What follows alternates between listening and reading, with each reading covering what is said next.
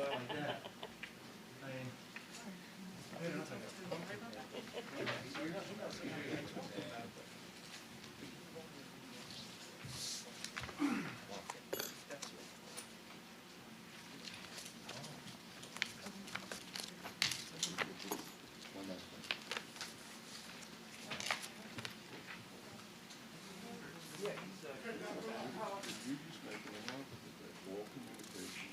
Gary.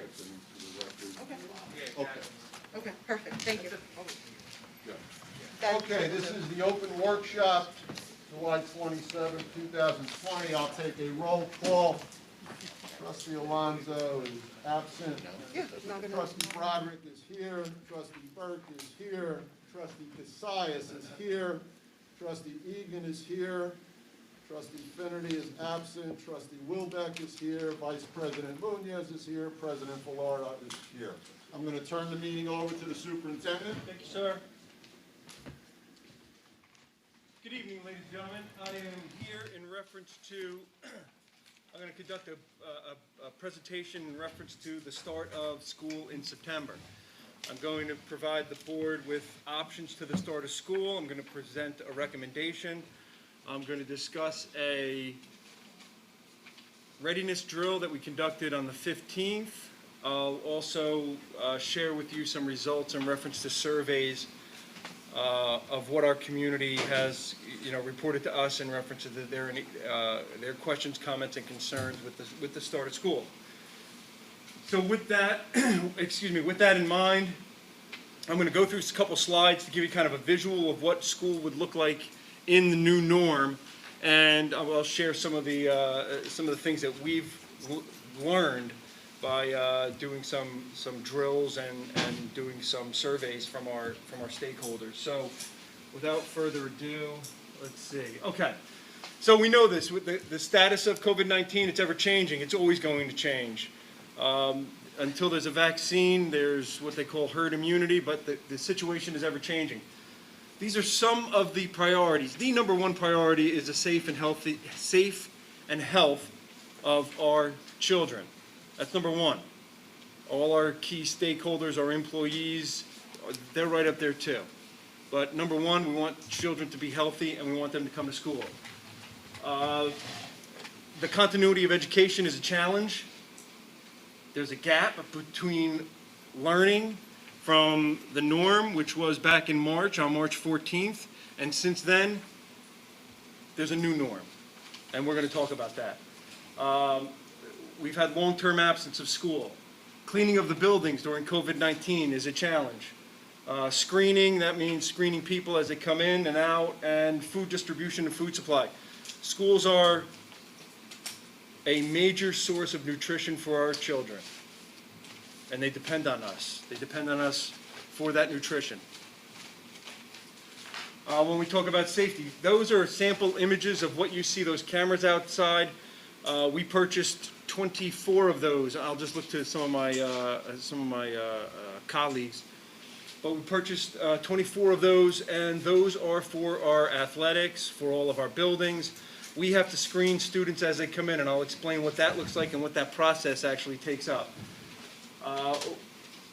The challenges to screening people as they enter the building and large numbers of people and while maintaining social distancing of 6 feet is a challenge. And I will let you know that we did a red drill or a readiness drill on the 15th of July. And when we did that, we had 30 people enter the building. It took 16 minutes to screen 30 people. Now, I'm a little challenged in math, but I do know this. When we have 1,000, 300, 100 trying to get into a building with multiple points of egress, remember we never forget about safety of our students and magnetometers and wanding, but now we have to take a temperature. And let's not fool ourselves, a temperature is not the only sign of COVID-19. But I don't think we can screen for a sore throat, or if you're feeling nauseous, the challenge is, it's quite cumbersome. But in any event, excuse me. Our points of egress, that's what we talked about. Admission, dismissal, it's a challenge. Our buildings are over 100 years old. Think about all of our different points of egress. We don't have many. Some have been used exclusively for maintenance or custodial. So again, that's a challenge. It presents a challenge.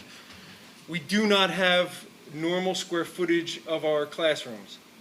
If it was a brand new building, we could go in, say Oresco, and we know a classroom is probably plus minus 923 square feet. Not that I've measured it, but I'm just telling you. But when we come to the high school, we come to other classrooms, it's a challenge on the different square footage of our classrooms. Our school hours need to be changed. Think about this. You'll see a slide in here in reference to transportation. When you drive on a bus, in social distancing, a 74-passenger bus now becomes an 11-passenger bus. The bus driver can't wear a mask if they wear glasses. That's a DOT, they don't have to wear a mask. Now, if you look in the 104-page document from the Department of Education, we could outfit these buses with plexiglass. I would defer that probably is not the way to go, because if you do that, the DOT and the National Traffic Safety Board will probably have a problem with that, because you're altering a bus and putting up plexiglass. So that's a real concern. The ebb and flow of children on buses in the city, as you know, some of our children have some challenges, and it's going to take a long time. Think about if we have a 5 or 6 hour day and most of that is spent on a bus. What have we really accomplished other than the transportation to and fro? Thermal scanning. We also have to plan for multiple positives. When we have one staff member or a student come in positive, we just saw the Yankees tonight are not playing because there was somebody positive, they canceled it, they're not going to play tonight. There are athletics that are happening now throughout New Jersey. We talked about the lifeguards. When there's one positive, two positive, and nobody's going to come to school. Then all the contact tracing that we do for the city, we have to contact trace and find out where did that positive come from, and we'd be closing schools. So it's going to be a challenge. It's going to be a challenge. For teaching and learning, the social distancing, you're going to see a picture in here of what a classroom looks like in Bayonne. We took a 28-person classroom, and we have 9 desks, and on a chair, at the teacher's desk, we put plexiglass. And you may say, well, why did you only put plexiglass on the teacher's desk as opposed to all the students? The students are socially distanced. The teacher, if the child has to get up and ask them a question, or the student has to get up and ask a question, they're going to go to that plexiglass. So the teacher has that barrier, that barrier. We've been placing plexiglass throughout the district. As you can imagine, getting plexiglass is a challenge. We literally, I think the BA and I just literally got off the phone with a rep. I've never answered a cell phone quick enough for a rep from a PPE company, but I do now. So we're making arrangements to purchase more personal protective equipment such as plexiglass. Good luck trying to get, we're meeting with a rep in reference to our HVAC and putting those ultraviolet lights and doing all those things and air circulation in the classrooms. Again, all challenges. Excuse me. Schoology. Schoology is an online OLS, an online learning system or an online platform. What that is that we've heard problems about Zoom, about all these different platforms. So this is one-stop shopping where we can take books, digitalize them, purchase agreements, have our textbooks online. It's one place our faculty can interact with our students. It's safe, we pay for a subscription, and it's a blended learning environment between hybrid and in-person learning. So this is what we need to do this. Listen, we tried it the other way, by the seat of our pants. This is still, if you tell me, in over 200 years of education in the United, or 244 years of education in the United States, we're having a paradigm shift to a new learning platform, and we have to do it in weeks, not years. You all realize, I'm sure you've all come to board meetings where you sat and you listen to the board and everybody talk about one textbook and what we want to accomplish in this one textbook. Well, you're completely flipping education and trying to do it. So the challenge is vast, and the board's responsibility is tremendous in trying to get through this. So It's a really nice slide. It's got a lot of words. It just says, basically, what we're saying is the pandemic has turned education upside down. Now, this is really interesting. Workplace strategies. We have to rethink schools as a social area. We have to rethink how schools are part of the community. We have to rethink kids coming in with cakes and cupcakes. That doesn't happen anymore. Having lunches and dinners. I will say this, though. We don't have dinner at the board meeting anymore, so it's going to go pretty quick, I can assure you. No, but that's the challenge. A social, fun place is not anymore because you can't do these things. This is what I just spoke about. The plus or minus 28 students per classroom. We know that there are students or classrooms in Bayonne where there was only about 5 kids, 10 kids. There's specialized classes, there's behavior classes, there's multiple disabled classes, there's LLD. We have a plethora of different types of classrooms in Bayonne. However, when we average it out, we've got about 357 classrooms, we've got about 28 kids per class. Do the math, to divide that up equally, we're looking at an ABC type of rotation. We have to divide it up in thirds, and I'll get more into that later. Now, if you look, this is the problem with some of the guidance that we've gotten, right? If you look at the American Pediatric Association, it's a 3-foot wingspan. If you look at the CDC, it's a 6-foot wingspan. I would defer to a 6-foot wingspan. That means that a classroom, the average size is now 9. To get to that number, do the math, we'd end up with an ABC. So this would be an example of a split session. AA 2 days, BB 2 days, and CC 2 days. Over the span of 60 or 180 days, that would be 60 live classrooms for each rotation.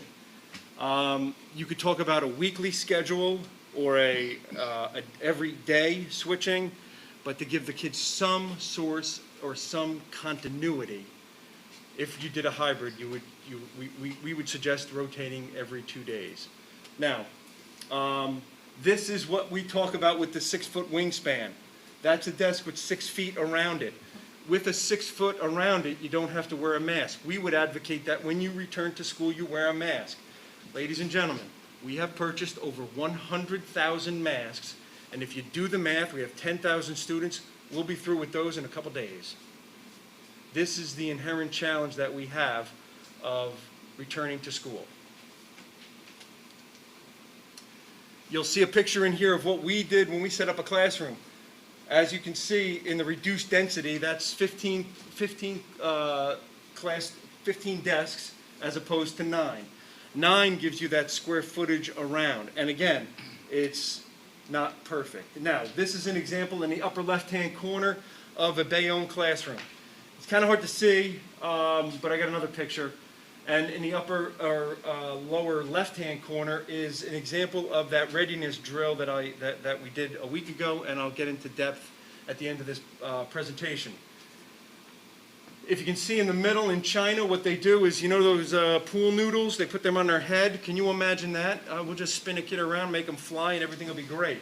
But those are an example of overseas, and if you do want to research that and look at that more, overseas, COVID-19 is coming back. It's not fail-safe. Now, I challenge anyone to maintain 6 feet outside of school at, say, 7:30, 7:45 in the morning. We had, and I'll explain what we did. We did a readiness drill, and we invited all our faculty, and you might have been at the last board meeting where we approved all these people to come to this presentation that we're going to do.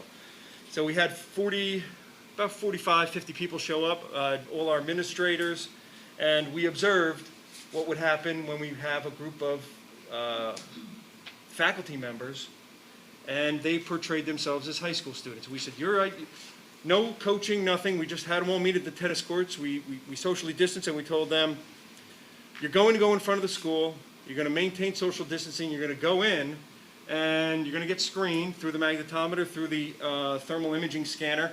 And when you go in, we want you to just go in the building, and then you're going to be told when to go to class. Now, in the high school, we have some of those. Where are they? Anyway, we got some samples of indicia, and what that is stickers. The stickers say use hygiene, cleaning. Hello, ma'am. How are you? Using some of your cleaning solutions, those kind of things, and arrows of where to go. So it took 16 minutes to come in to the building, and then we had to keep on top of the adults to get into the classroom. And then they had different scenarios, and in those different scenarios there were different things that they had to do, such as having a headache, going to the nurse. You can't put kids who may be COVID positive in the regular nurse's room, because if they have a symptom, or if they claim to have that, we don't want them, because in the nurse's office you have people who are actually going to go there for medication. So this is the practice that we did, and while they're coming in, they're being screened. When Bayonne put in magnetometers, I am sure you had lines going down the street until you got used to them. Unfortunately, with COVID-19, you will always have lines because you have to keep 6 feet apart. So that just adds more staff and more things to do. This is the ebb and flow of in the corridors. We're going to have corridors that are one way. Well, we have 100-year-old buildings. It's going to be a challenge to keep the flow of traffic. We have arrows on each side of the hallways to keep kids. We're going to have monitors. We talked about that, capacity, scheduling, some of the shortfalls, and we're going to have to come up with new strategies. Classroom usage. Those group assignments that you see there are not happening anymore. They can't. Our corridors, that's our new high school, just so you know. We haven't built it yet, but it's a brand new building. The cafeteria. In Bayonne, we are not going to be serving, you cannot, as part of the guidelines, serve food in a cafeteria style anymore. It must be grab and go. So what that means is after school, or before school, right? How are we gonna do that? How are we gonna mitigate that? So by having a school day that is you're at 1:11, 1:15, we have to do a grab and go. We've talked about alternative strategies of offering food pickups as we do now for breakfast and dinner. Or I'm sorry, breakfast and lunch. Because as you can see, first of all, the spacing is problematic. And again, if we talked about the logistics, we're also going to talk about the problems of coming back and forth in the cafeteria. PE will be another, physical education will be another challenge for us. And how do we do that? Because they cannot touch the same equipment. So again, ladies and gentlemen, it's just, there's the cleaning and the going outside, keeping socially distant from each other. Again, you can see the challenges. We spoke about this. A bus now has only 12 passengers in it as opposed to 71. So our buses are going to be constantly going back and forth all day long because this is the new social distancing. Unless we put them a little closer, but the best we can get out of that is 12 students as opposed to 8. So again, challenges. As you may notice, this room, for instance, rooms have to be reconfigured. Chairs have to be moved. All those brown chairs were taken out of our conference room. There's plexiglass in our conference rooms. The main office has plexiglass. We have to reduce the capacity of our offices. Again, same thing, the reception area, which we spoke about, our offices. This is just to kind of give you an idea. I mean, you're talking about keeping 6 feet away from everybody in a school, in a building that's built to be social. So, what are we doing now? We're addressing all of our points of egress, our admissions and dismissal. We're ordering plexiglass. We're labeling halls. We've placed orders for all that labeling and social distancing. Hand sanitizer is a big problem, but we've got that. We've ordered hand sanitizer for all the classrooms and for in the halls. Custodial staff and cleaning. Again, we have the guns to constantly clean. You could say, well, why doesn't the Bayonne School District just do 4 hours in the morning and 4 hours in the afternoon and clean in between? Anybody who says they can clean a school in 2 hours, well, you're spraying the cleaning solution on it and you're leaving it. And think of all the challenges of a teacher in their classroom when students are coming and going, and then we have to clean that. It's all hands on deck with our custodial staff. We have collective bargaining agreements with all our unions and trying to organize this as a collective approach, and we're in constant contact. Cleaning, PPE, our co-curricular activities, all of these things are hinged on sanitizing and being clear or clean. We have to actually forecast for the fall of 2020 and for that school year. And by doing it, we're also talking about modifying our HVAC, our heating, our ventilation systems. So that brings us full circle. Number one, I will share this. All of this information will be placed on our website after tonight's meeting. Well, not right after tonight's meeting, probably tomorrow. The PowerPoint and the readiness drill that was conducted. Now, why do we do that? Well, number one, I think it's important that we do a SWOT analysis, our strengths, weaknesses, opportunities, and threats. And having conducted red drills when I worked for Department of Homeland, I think I know something about doing those things and testing our capabilities. And rather than just talk of, well, we just can't do it, we did it. We did it, we executed it, we had teachers in. In this executive summary, which will be available online, it also captures a checkoff list of the scenarios we did. It goes and it talks about the fact that, ladies and gentlemen, if you think your children will be safe and you send them to school, that is what that's America. I mean, we send our kids to be safe at school and to learn. And it's a nurturing environment which provides an amazing opportunity educationally. The challenge is to provide it in a safe way for everyone. And that's our challenge, because we have, it'll be a challenge to get the kids in the building. It'll be a challenge to keep them socially distant. It will be a challenge to make sure that they're safe every single day. It will be a challenge. And the worst thing that we could possibly do is put a child in harm's way. We only know about a temperature. We don't know about the other symptoms. The science is ever changing. I don't have all the answers on how to detect, deter, and defend against COVID-19. What we can do is put the best plans that we can in place and do the best we can. So, ladies and gentlemen, tonight we have 3 plans for the Board of Education to consider.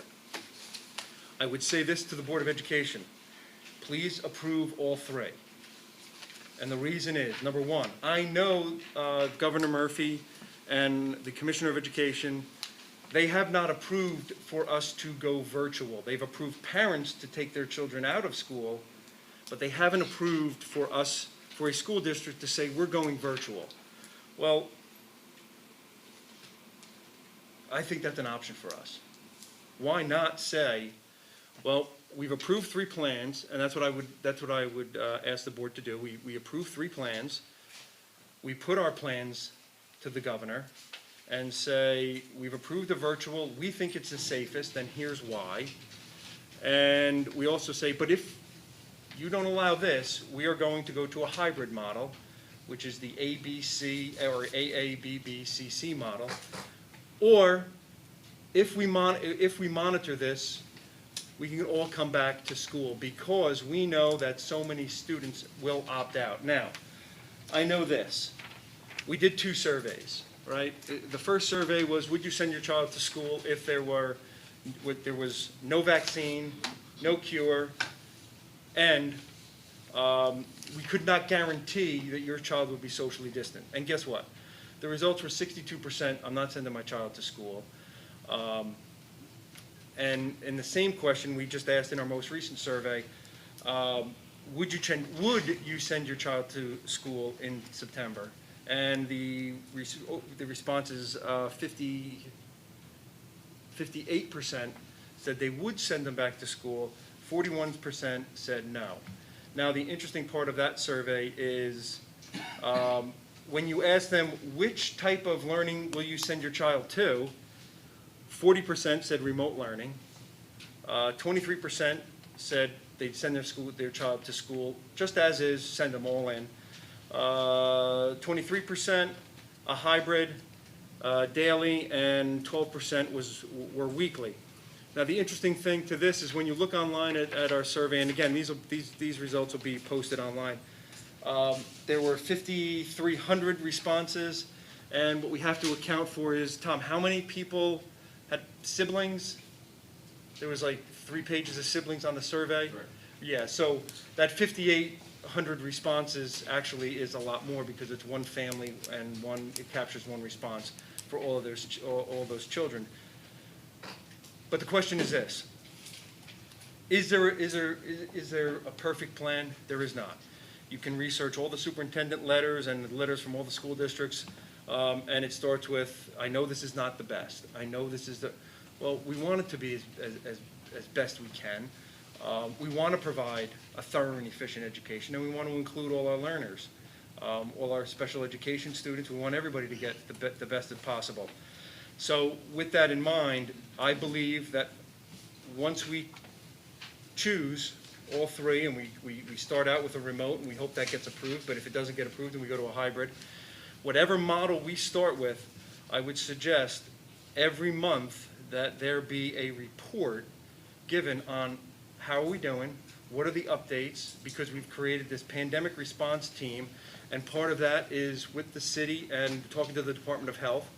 So we know what the numbers are in Bayonne and what can we do to get where we need to be, because again, there's going to be there's going to be challenges no matter what we choose, and I've said this when we met last week in our committees, but I will say this: no matter what we do, I can guarantee you there will be pictures taken of somebody without a mask on, with a child coughing on another one. And I would defer to, we're going to have to seek legal advice on what if a child says that they're COVID positive and they cough or do something to a teacher, another student, and now we've got to, we kind of jackpotted on that too. So there are many challenges and many concerns, and I don't have all the answers, but we have to make a decision. So the decision would be approve all three. We have time, because this does not have to be out till I think it's August 4th. August 4th. But it would allow us time to send it to the governor's office or to the Department of Education for them to get us a response back and say, well, the virtual is out, but we'll go hybrid. And then we have to work on that. But either way, we need to get trained in Schoology, which is part of the approval process of these three plans, is the professional development for those teachers. So board members, you're going to see that with Schoology. And also with the creation, we're not hiring anybody. I've been down this rabbit hole before. We're not hiring anybody, but we're approving for a pandemic crisis manager or a crisis manager. A district this size, in my opinion, you need to have a crisis manager, someone to be the point on all of these different meetings and to be a point. So I think that's something small. But we're not approving anybody. We're just approving a job description if and when we were actually to go with a plan. And that would be part of the plan as well. Like, hey, we're actually going down this path as well to cover all our bases. So that's where we're at with our plan. And there's a listen. It's not perfect, but the most perfect thing is to protect the children and get them an education. It's not perfect in any way, shape, or form. That's it. I think that's it. Is that it? Yes. The virus dictates our response as we move forward. But again, I want to thank you for your attention to this, and if there's questions that you have, please, fire away. Anyone has questions? Yeah. Go ahead. Well, my first question is, so we send all three plans to the governor. We tell them we want to be all virtual. Can they edit our plan, and do we think they would? So they'd say, yeah, your virtual plan is fine, but you have to do, I don't know, Google Classrooms or Schoology. I mean, if we give them 3 plans, are we turning over a little bit of minutia control to them? Or they're just gonna say, yeah, great? How much into the weeds can they get with these They're plans? not, as of last week, I think I told everybody, I think there were 8 plans submitted to the state of New Jersey. They're looking for what you're doing. The only caveat to our plan is the fact that we're choosing a virtual, and that's not one of his plans. But that's the difference. We're asking to go virtual when there is the governor hasn't approved a school district to say virtual. How is that different? Let me ask you something. How is that different than a student saying, I don't want to go to school, but the school saying, well, in the interest of all the safety and security for all of our children, we don't kind of think that we should have school. So, in my opinion, ladies and gentlemen, our surveys dictate that the people are divided in thirds. 33.33% want virtual, 33% want a hybrid, and 33% want to come back. Well, ladies and gentlemen, we answered that, we solved that question. We answered it. We're giving you virtual. If the governor, if they approve it, which we don't know towards the end of the month where we may be. It would be fantastic if we were all back and we weren't social distancing and we weren't doing all this, and it would be wonderful. And I'm just going to be honest. This is a very difficult decision for all of us to make. This is not easy, and we can't please everyone. But what we can do is let the community know that, health and safety is of the utmost priority, and the safety and security, and we understand that. And you know what? We're going to submit these plans, and we're going to, Department of Education, what say you? For a plan, all students receiving instruction 5 days a week, how could that be possible when we don't have the room for them? Because we only had 50% of parents respond to the survey. Right. In the 104 pages, it actually says you can bring everybody back if you can make sure that they wear a mask. If we cannot socially distance, then you have to wear a mask. Then does that make sense to anybody?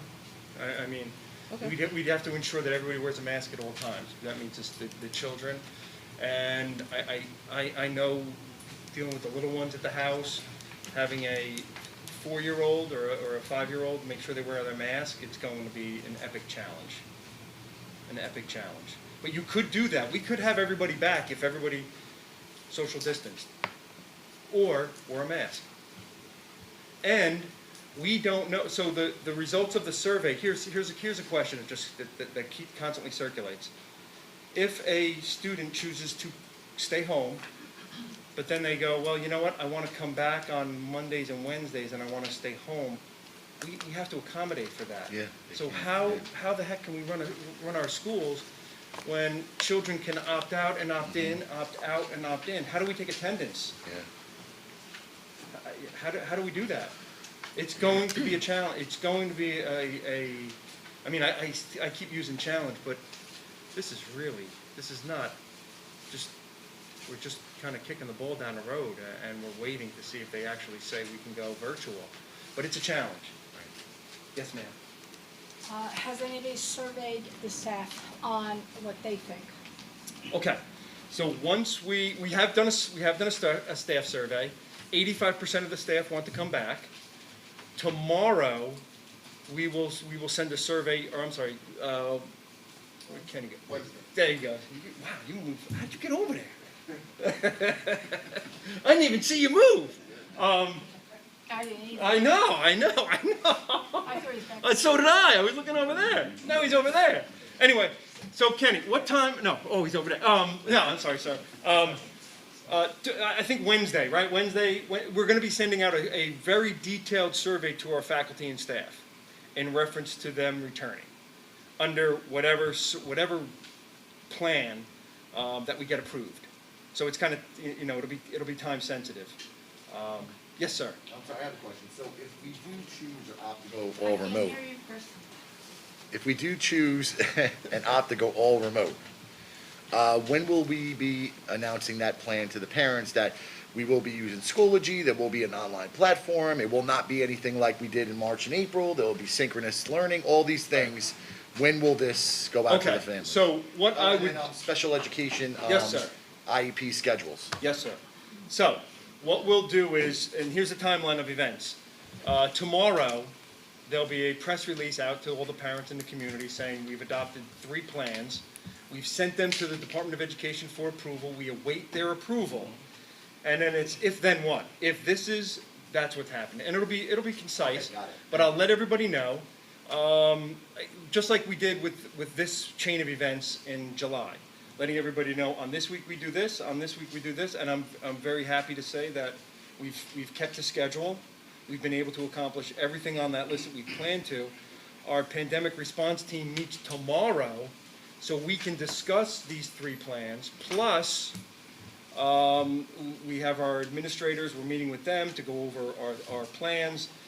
We will plan, here's the best of both worlds. If we plan for a complete virtual world and we have to go hybrid, well, we will have a very robust 2 days or 4 days virtually. And ladies and gentlemen, for the people who have child care concerns, we feel awful about having to do any of this. But again, we have to defer to the safety and security of the children, so that's our challenge. And again, it's not easy, but that's what we would plan to do. So yes, ma'am. You said you have to defer to the parents and the children. I still say, you're telling us today, July 27th, that 85%, Mr. Woods, 85% of our teachers are willing to do a come in. I'll save my time. I can't hear you, I'm sorry. I'll save my time for when I Excuse me, talk to- it's an open workshop, so there isn't dialogue with the audience in an All right, open workshop. well, I'm sorry, I addressed Mr. Woods. My concern is that it seems to me that we're leaving out a very, very essential component here. What would that be? That's the teachers. You're saying that 85%. You can look online at the survey. It's got the answer. It's got the numbers. I want to look to you. You're the Yeah, superintendent. no, I just said that. 85, no, you said I can look online. I'm looking to you. I 80, just said you're that you telling don't me believe- you don't- tonight, you're not July believing 27th, 85% of the teachers Yes. are willing to come back on a hybrid or a full-in. Yeah. Okay. This is being recorded, right? 85% of the teachers are happy with this plan. There is no plan. You know what? Let me You just pull the have 3 survey. plans. You're doing a hybrid. Let me just do the survey. I think those who 85% of the participated teachers in the that survey, participate. That- 85% of teachers participated. that participated in the Required survey to where serve. we asked what they wanted. And 85% of the, can I do an exchange here, Dr. Mater, with another trustee? It's workshop, yes. Yeah, okay. I'm just saying. So 85% of the teachers who responded, you're saying that they're all good with coming back to a hybrid or an all-in situation? That's what they That's what they said. That's all That's I'm what they feel confirming. now. That's all I am confirming. Because I also have a concern about the teachers. I'm sorry, it's 87%. 87% responded. Oh, hang on. Of the hang on, res- hang on. Wait, of hold the- on. Let me get it. okay. Let me get it.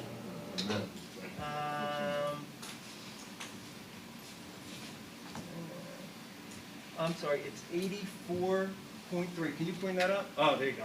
84.3%. And how many responses? 992. That's a huge number. That's big. That's all the employees. That's the number of responses. But I can't see it.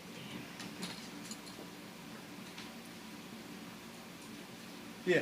That's all employees, trustee, not just teachers. Well, no, this is classroom staff. This is, Then I can go to non-certificated, I believe. Non-teaching. Okay, let's go that. Non-teaching is 84%, I think. I don't know, I can't read that. I don't know what Out of Okay. 178. 178 responses? Yeah. So that's where we're at. But let's be clear. If we do all virtual, the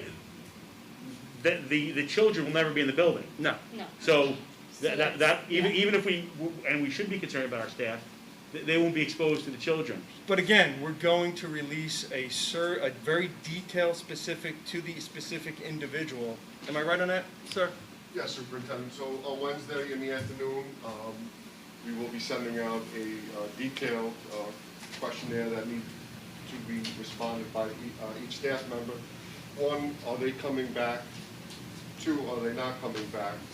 And if they're not coming back, what are the reasons for them not returning? And if they are returning, what are the accommodations they need if they need be? Then that's when we start the interactive process with our employee health department to see if we can meet those reasonable accommodations.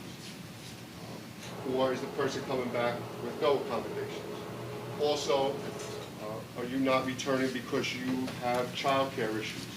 Then we would start the Family First Corona Act, where they would have 2 weeks emergency paid and then 10 weeks of salary at 65%. So we have a PowerPoint that I created that we sent out to all staff members. We have information. We need to educate our staff on what is available for them, what are their rights. And then the biggest issue we have is to make sure that we have infrastructure on our side that we can handle this amount of applications. You're talking hundreds of applications. One case of an interactive process is a conversation back and forth. We have one chief medical inspector. So we have to have a whole employee health office that is working with the human resources to make sure we handle this. This is a huge task. But again, we've been planning this, and we'll have this out Wednesday. And a week from then, we will have a really good idea of who is coming back and who is not coming back. And can we accommodate the teachers' modifications that they need, if that be the case. And we'll know exactly who has the issues with family care as well, and we'll educate them so they know their rights. Okay, I have a question. Now, you're saying you're putting this out Wednesday, if they're coming back or they're not coming back. What are they coming back to? Are they coming back to? Well, we're gonna find that out. Yeah, so how do you because there may be teachers that say, oh, you're doing virtual, I'm not coming back. or I may come back. Just because we do not have students, if someone has an underlying issue, we need to know, because we might be able to accommodate them from a remote access at home. Okay. Right? So if we are in September, we would need to know all of this and do an interactive process to know what accommodations might be if we come back full-time in October. But all three plans, the same answers will be, and the questions will be the same, and that's what we can do for our employees, and really to educate our employees to know that their rights during this pandemic. So if you do virtual learning, are the teachers coming into the school, into their classroom setting to do virtual learning? That's when we're gonna meet with our pandemic response team tomorrow to discuss. So I'm to assume we're not voting on this tonight, we're being informed of what's going on. No, we're gonna vote on all three. That's not all three. It's three plans, so. I got it, but how can you intelligently vote on it unless you include that very, very important third component who has not been surveyed yet? I don't know how you intelligently vote on it. Where are the teachers on this? They have been surveyed. Well, they haven't 85% been of them said they're surveyed. coming back. They had the survey, I Yeah, well. got that. But now, the survey, what percentage did virtual? Can I see that again? I'm sorry, maybe I missed it. 87% of 992 Want virtual. No. said they'll come in, Come into into the school. hybrid, they'll come into full, They're they'll come in, into school. they're an in-school thing. Because I was 87% of concerned, 992. I was concerned because I've received, I think as well as everybody else here, a number, numerous, several letters regarding their concern about coming back. 20 out of 900. 20% that said they don't. Okay. All right, so the teachers are in favor of coming into schools. As long According as to the they're survey. good with that, I'm good with it. John, how long would the teachers need to have training? If they do go virtual, how long of a process are we going to roll out for them? So we're gonna provide, we have a resolution for you tonight. I think you saw it as a letter, it's D4. We've never done this before, but we're gonna provide paying them over the summer if they wanna get a jump start on that. We have our team working right now, $20 an hour to work, to do that over the summer. Then we did do training in the spring. We started that and realized this is based on the CARES Act, so that came in very late. That's why we're providing this service over the summer. And then we have professional development September 2nd and 3rd. We do have to do some LGBTQ training, but the additional time can be on the clock for the teachers to do more Schoology training. But it will be sufficient enough time for them to be comfortable to roll this out if they do go virtual. I know that was a complaint with some of the teachers at the beginning of this Right. entire. You're changing 244 years of education. Right. And how comfortable can you be? And- As best as we can prepare you. Right. Fair enough. And if they want more training, they're more than welcome to access our videos. They will be That's online perfect. on their time. If they want to access, that's up to them, but we want to provide I that. just want to make sure it's available. What do we think the turnaround time from the governor is, or the State Department? So we It has to be back by the 4th, fourth, by the 4th. so. If, week and a half. Well, it'll be submitted tomorrow morning. And they have until the 4th to get back to us, I'm sorry. Yeah, that's when we have to notify the Okay. community. Next Wednesday, yeah, so it's a little over a week, so, We should know something probably tomorrow or the next day. I'm sorry, we should know We quickly. should know something pretty quick. All right, thanks. They would be allowed to do it. if we're doing, the governor seems to be big on what essential services are. Seems every week, every day comes out what's essential services. The safety of our children, I think, is number one. I agree with that. But if I said number two, I think maybe the education of our children is certainly number two. I'm looking at essential services and I see that Six Flags is open. I know I want to say, the beaches are open. 16th Street Pool is open. Camps are open. I can go to tennis camp up at the park. These are all open. These are all essential services, I guess. I just don't see any essential service more than the education of our children. Now, as long as the governor keeps to his word that if I didn't want to send my child, I don't have to send my child, there'll be no punishment, I will get an education, I think that takes care of a lot of the problems. I see a certain number of groups that are just absolutely necessity for them to come into the building. Groups such as special needs children, English learners, if they don't speak the language, K to 3. I think these kids really have to be in the buildings to learn. Slow learners, people who are having a problem. We said we want to shorten the gap between education, between the haves and the have-not. This is going to spread it out. That's all that does. These people, I was a slow learner. Trust me. You threw a book in front of me or you told me to read a video, I'm in a lot of trouble. I needed a teacher telling me and bringing me all the time.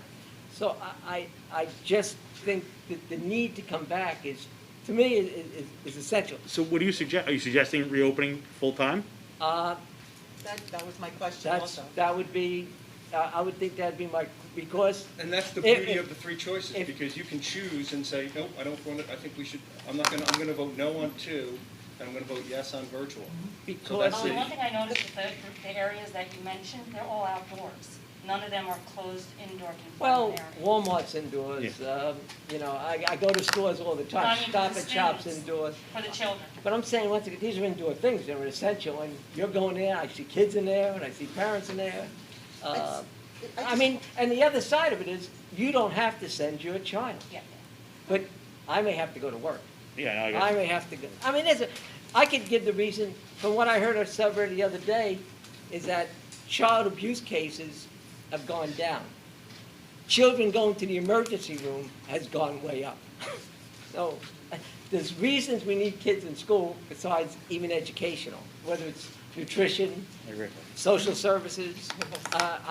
I just think if it's all possible, now it may turn around, the governor may turn around tomorrow and say, forget about it, we're going virtual the whole state, like he did last year.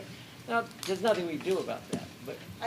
I just want a clarification, so you're before the 5 days, no distancing, no distancing in the classrooms, masks only? Well, I think if we got down to only, if the surveys are somewhat correct, we're only gonna be bringing half the students in at best anyway. No, it's half of a half, because only half of the students responded to the survey. But even that, right now, So- people can come in and can come back and forth. They can come back and forth. That- So, that- And they because, may. I just want clarification that B would be a total of 8 days a month, number 2, 8 days a month for students at approximately, we're leaving at 1 o'clock, 1:11, 11 minutes don't count, at 1 o'clock. So it's approximately about 3.5 hours because it took your entrance with 30 adults, 16 minutes. So now we're bringing in 120 children, that would be about 45 minutes, right? That doesn't Approximately. include going to the bathroom to, Wash your hands washing hands. 'cause it has to be done periodically. Sanitizing, Okay. those kind of things. So the that total happen. instructional time for B would be about 3 hours a day, approximately? Might be worth a C. Listen, every situation is gonna be unique. C is, Schools C is are gonna be bringing in. unique in Okay. terms of their student population C. and how many students go to the school. Okay. And that's the part, listen, So C would be, and C where you're leaning toward, you say, would be no masks, no distancing. Oh, he said. masks, we're gonna masks. wear Oh, Yeah. masks, You gotta wear a I'm mask. sorry, You masks come only. back. I'm sorry, I wrote down, Keep walking masks back, only. yeah. Okay, masks. That a 5-year-old is gonna do this to every 2 minutes because I taught them and I know what they'll do.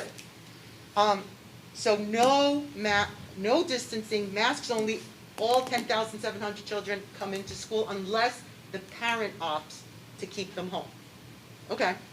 And And the top one, just gonna ask for clarification. You're saying that it would be, it says here, full day of education, so that would be 5 hours of, 5.5 hours that and we're in grab and school. grab and go lunch. Well, Well, we even do that's this, only the got, lunch the that we're day's doing now, ending at 4 hours. So- 1:11. 4 hours of instruction. No, Yeah. if you do No, virtual. grab and go is all No. day. if you do virtual, Virtual Yeah. is all when would you day. end instruction? That wouldn't, 4 hours, because we've gotta get, We would have to get lunch. That was the key piece of this. The students, we can't get lunch. It was The all other virtual? problem is, all virtual, you can't put the students in front of the screen from 9 o'clock in the morning to Gotcha. 3 o'clock at night. I think that would be Okay. an issue. Now, my other question is, so they can't follow their schedule? They still can follow schedule, be reduced.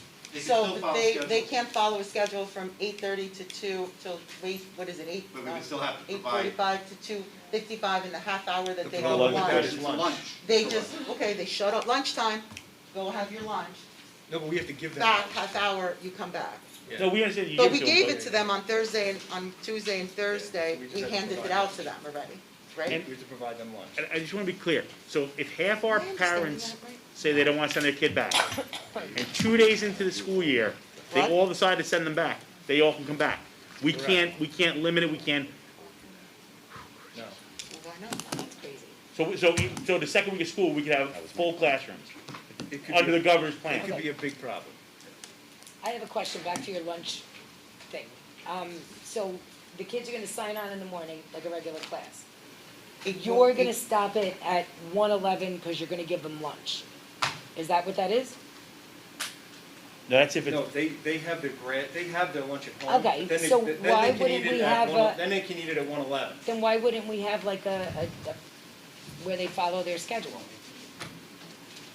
they would, they're just gonna shorten it a little bit so the kids are not staring in front of the screen. Okay, all right. And my other question is, if we do virtual and we have Schoology that we purchased this program, are the teachers going to be encouraged not to participate in the virtual, or are they gonna be encouraged to participate in virtual? In other words, live instruction. Yeah, there'll be live instruction.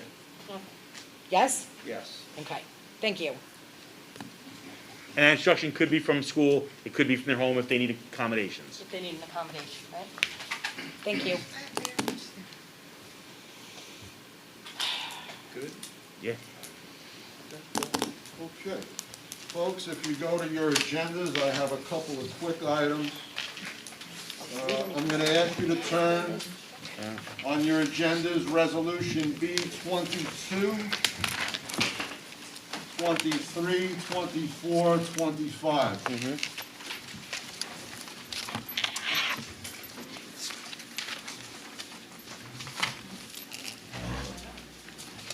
Uniform State Memorandum of Agreements. The first is with Community Day Nursery, followed by Head Start, followed by Jewish Community Center, and then B25 is Preschool Playhouse. We would do these resolutions every year. This was not sent home to you, that's, you just got.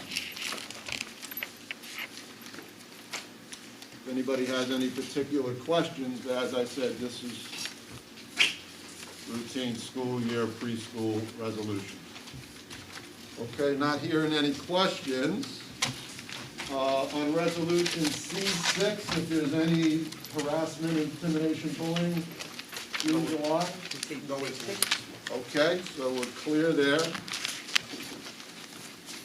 So I'm going to ask you to turn to C28. This was the resolution that the superintendent was talking about. This is an adjustment, add a job description. It's not hiring a person.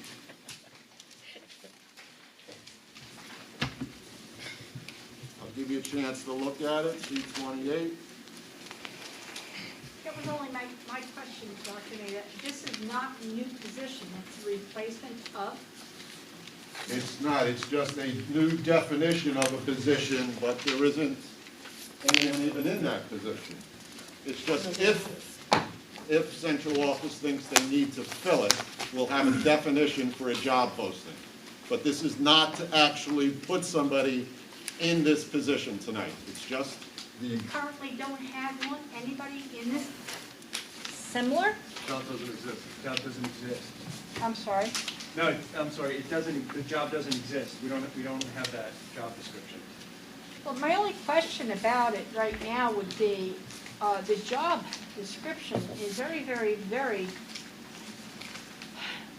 inclusive in that your employee, possible employee,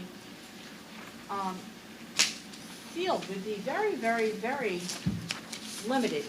For example, you have to have a minimum of 25 years. So we're actually looking for perhaps a retired law enforcement officer. Somebody with a lot of experience. Okay. In addition to which, a master's degree or equivalent. I'm a little bit not sure, but what do you mean by an equivalent to a master's degree? I'm sorry? An equivalent to master's What's the degree. equivalent If to a there master's? was any specific training or unique qualifications that come with that position, that would entitle them to handle a pandemic or a major crisis? Well, somebody's a postgraduate college grad. Perhaps. Well, it says master's degree or equivalent. Right, right. What's equivalent to a master's degree? You went to the FBI Academy, and you have a leadership and supervision designation from the FBI. You can't get to the FBI without having a college degree. Actually, you're correct. That's a bachelor's degree. Yeah, I know. Right. So that would be master's or equivalent. All right, I'm just wondering, because seems very, very, very inclusive when you consider 25 years experience and then a master's degree or an equivalent. So the employee pool, the prospective employee pool, gets smaller and smaller Right. with what your qualifications are. And we currently don't have anybody on staff with this. No. No. Not that I'm aware of, but we're not hiring anybody for it. No, but Well, we don't have we're that job making a description. possible position. We're approving a job description, that's correct. Okay. My only other question is, perhaps I'm out of line with this, what's the salary gonna be? Again, we don't have a job description. We don't have a job description. So I don't know how we can intelligently vote on something, we don't know what it's going to cost us with regard to our budget and our salary. Do we have a salary We're not range? hiring anybody for it. Yeah, well, I don't know how you make a job, I'm sorry. Well, that's okay, if you're not happy. I'll just shut up, forget it. Then C29, if you could take a chance to look at that, $20 an hour, personnel, technology teachers and staff, they're going to conduct a needs assessment for each of the elementary schools. Okay, so that's also a resolution we added on tonight. Okay, that's pretty straightforward. Okay, then that takes us to our non-consent, and there are 3 resolutions, D1, D2, D3, which have to do with the presentation that the superintendent just gave.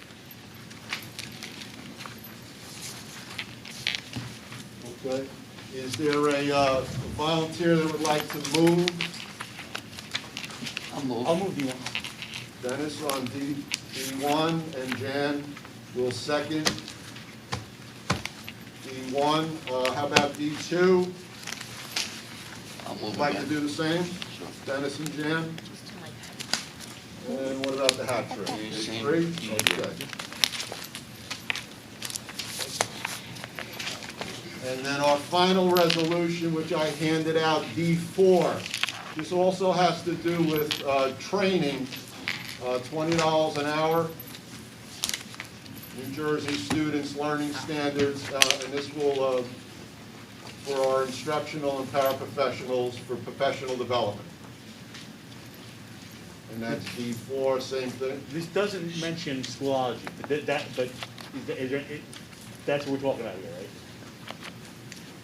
This This is is online Schoology. learning plural. I'm sorry? Yes, it's for Schoology. Usually don't say the brand name. No, I just want to make sure that's what. It's for the online learning plural, right? I'll hand it to you. It's, Okay, you got it. Here, Chief. I did that, James, right. Can we Okay, get I'll some move Jan that. on this one? Well, I was just gonna say, same thing. Dennis and Jan, good with that? Yeah. Great, trustees, that's all I have for the open workshop. Dr. Mayor, I did ask, I'm sorry. Go ahead. I did send you an email this morning regarding the possible introduction of a resolution, not a resolution, but a change to our policy. A revision of a policy that was written in 1997. I did get in touch with New Jersey School Board Association representative, and with her help, she helped me edit. I'm sorry, I sent it to you early this morning because I know we all do our weekend thing, and weekends now are Friday, Saturday, and Sunday. I know it was late, and I'm sorry, I didn't get the opportunity to print up the revised resolution. And unfortunately now, because I don't have a printed copy, I guess I'm not following the protocol on how one does this. But I would like everyone to know, and tonight's a perfect example, in that resolutions have been, I've only been on the board for 5 years, but oftentimes we're given a resolution maybe 15, 20 minutes before a public workshop, and we, as elected board trustees, are expected to make intelligent, responsible decisions, when indeed we haven't had the opportunity to do our own research. The resolution basically says this, not the resolution, the revision of the resolution says this. If you're going to have a resolution introduced, it should be, or is required to be done 10 days before a board meeting, so that we, as intelligent, caring trustees, can go, okay, let me look this up. And not only that, it would afford intelligent discourse during a committee meeting, thus the day, 10 days before. You can sit among your committee members and say, hey, this resolution is being introduced. What do you think about it?